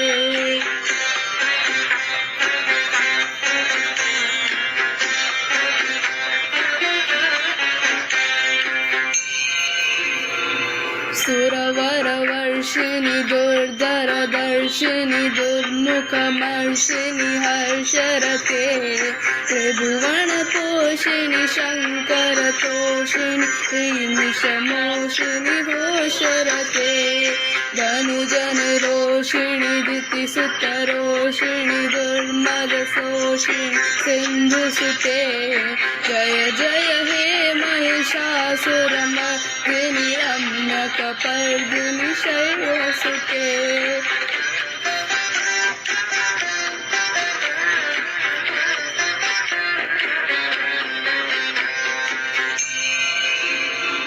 ऐ जगदम्ब मदम्ब मकण्डवन प्रियवासिनि हासरते शिखरि शिरोमणि तुङ्ग हिमालय शृङ्गनिजालय मध्यगते मधु मधु हे मधु कैतव भञ्जिनि कैतव भञ्जिनि हासरते जय जय हे महिषासुरमर्दिनि रम्यकपर्दिनि शैलसुते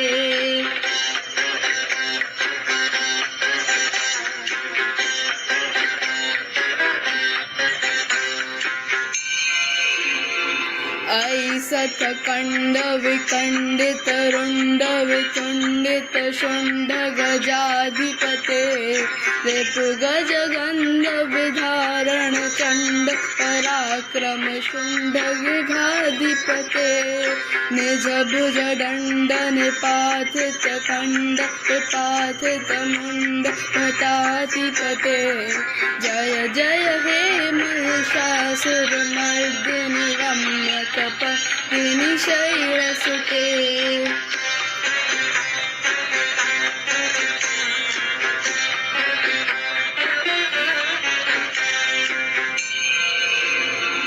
ऐरण दुर्मद शत्रुवधोदित दुर्धर निर्जर शक्तिवृते चतुर विचार दुरीण महाशिव भूतकृथा प्रमदाधिपते दुरिथ दुरीह दुरासय दुर्मति दानव दूत कृतान्तमते जय जय हे महिषासुरमर्दिनि रम्यकपर्दिनि शैलसुते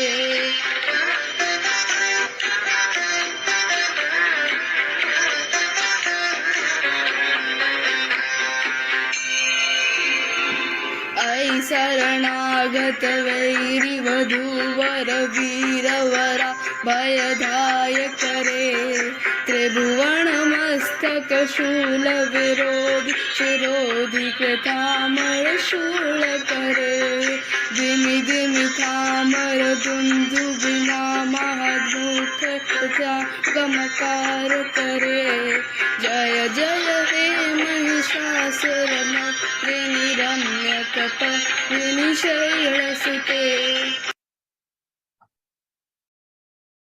जी बहुत बढ़िया, बहुत ही मधुर। और सबसे बड़ी बात है सर कि जो गौरी हैं उन्होंने एक ही दिन पर हमारा पहले मतलब एक ही बार मैंने निवेदन किया और गौरी ने स्वीकार किया और उन्होंने बहुत सुंदर एक्सप्रेशन के साथ इसको प्रस्तुत किया। तो गौरी आपका स्वागत है, आप कुछ कहना चाहेंगे? मैं बस बोलना चाहती हूँ कि thank you for giving me this opportunity and I have a lot of interest in Indian mythology and in my class they call me the mythological encyclopedia. So yeah, just that. Thank you so much. That's very good. And sir, she has self done the recording and all the theme even chosen by her. everything was done by her only. I just requested her to have one stotra part here. And lastly, in Rudramanthan function, she has performed in Odissi dance for us. And this time she did this. Thank you so much, Gauri. She is a Durga in making, right? So she's already has interest in it, and she's already practicing it. What else you want? I mean, that's really the best. And she's already saying encyclopedia on mythology. Already she has taken. This is the kind of feeling they should have. The girls should have. You know, they are in charge. They will take care of it. They will do the best rather than डर के वो अभी बोल रहे थे ना अबला से सबला बनना है. वो किसी टीचर ने बोला ना अबला नहीं, अब ये तो बल किसने निर्धारित किया. इस पर खैर काफी चर्चा हो सकती है, लेकिन बहुत अच्छा किया बेटे आपने, बहुत अच्छे किया. Thank you so much. जी थैंक यू.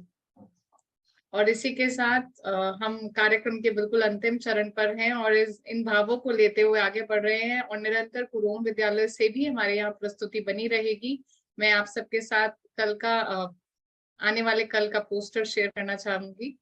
कल भी हमारे बीच 2 स्पीकर्स रहेंगे. कुरोम विद्यालय के ही टीचर, उसमें से एक टीचर हैं और एक कुरोम विद्यालय के स्टूडेंट हैं जो आज की डेट में इंजीनियर बन चुके हैं. एक स्टूडेंट हैं और साथ ही हमारे साथ दिल्ली की ही एक स्कूल की छोटी सी बेटी स्तोत्र पाठ करेंगी. और इस तरह से हमारा कल का कार्यक्रम रहेगा. आप सब पुनः आमंत्रित हैं कार्यक्रम में जुड़े रहने के लिए. और गौरी के इतने सुंदर स्तोत्र पाठ के बाद कुछ मंगल कामना कहने के लिए मेरे, क्योंकि मैं उतना अच्छा नहीं गा सकती ना बोल सकती जितना गौरी ने इतना अच्छा किया. और सबसे बड़ी बात है महिषासुर मर्दिनी स्तोत्र की कि आप मानेंगे सर कि मेरे पास इन 9 दिनों के लिए 3 ऐसे बच्चे हैं जो तीनों के तीनों महिषासुर मर्दिनी ही करना चाहते हैं.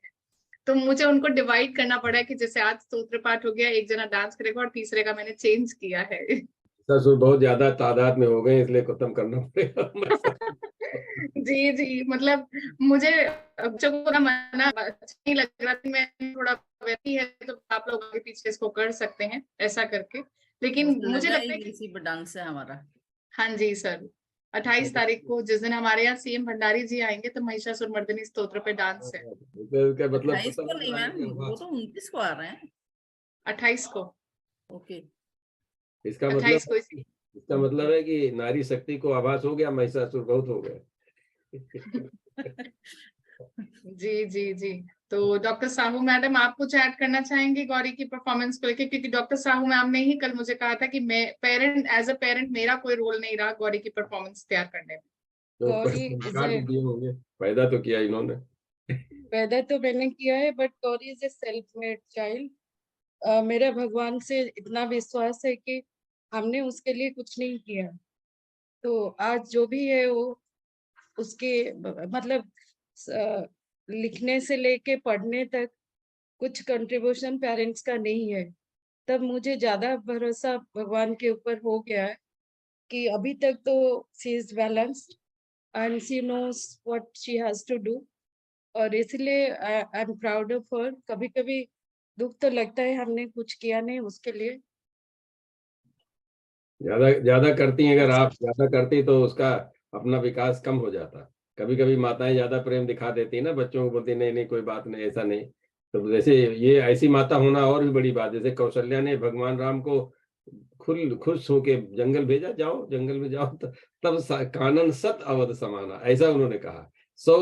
अयोध्या के समान जंगल है. तो ऐसा ये भी बहुत बड़ी शक्ति है माताओं की कि जो अपने बच्चों को आगे बढ़ने के लिए प्रेरित करती हैं और उनको किसी कष्ट से बचाती नहीं, क्योंकि कष्ट से संघर्ष से ही व्यक्ति आगे बढ़ता है. बहुत बहुत धन्यवाद आप सारे लोगों को. जी डॉक्टर साहू जी बहुत बहुत धन्यवाद आपको. और इसी के साथ मैं मंगल कामना करती हूँ. सर्वज्ञ सर्ववरदे सर्व दुष्ट भयंकरी सर्व दुख हरे देवी महालक्ष्मी नमस्तुते. आज क्योंकि शुक्रवार है और महालक्ष्मी का दिन ऐसा माना जाता है, तो ये एक मंगल कामना है कि सबको जानने वाली, सबको वर देने वाली, समस्त दुष्टों को भय देने वाली और सबके दुखों को दूर करने वाली हे देवी लक्ष्मी, तुम्हें हम नमस्कार करते हैं. धन्यवाद आप सभी को.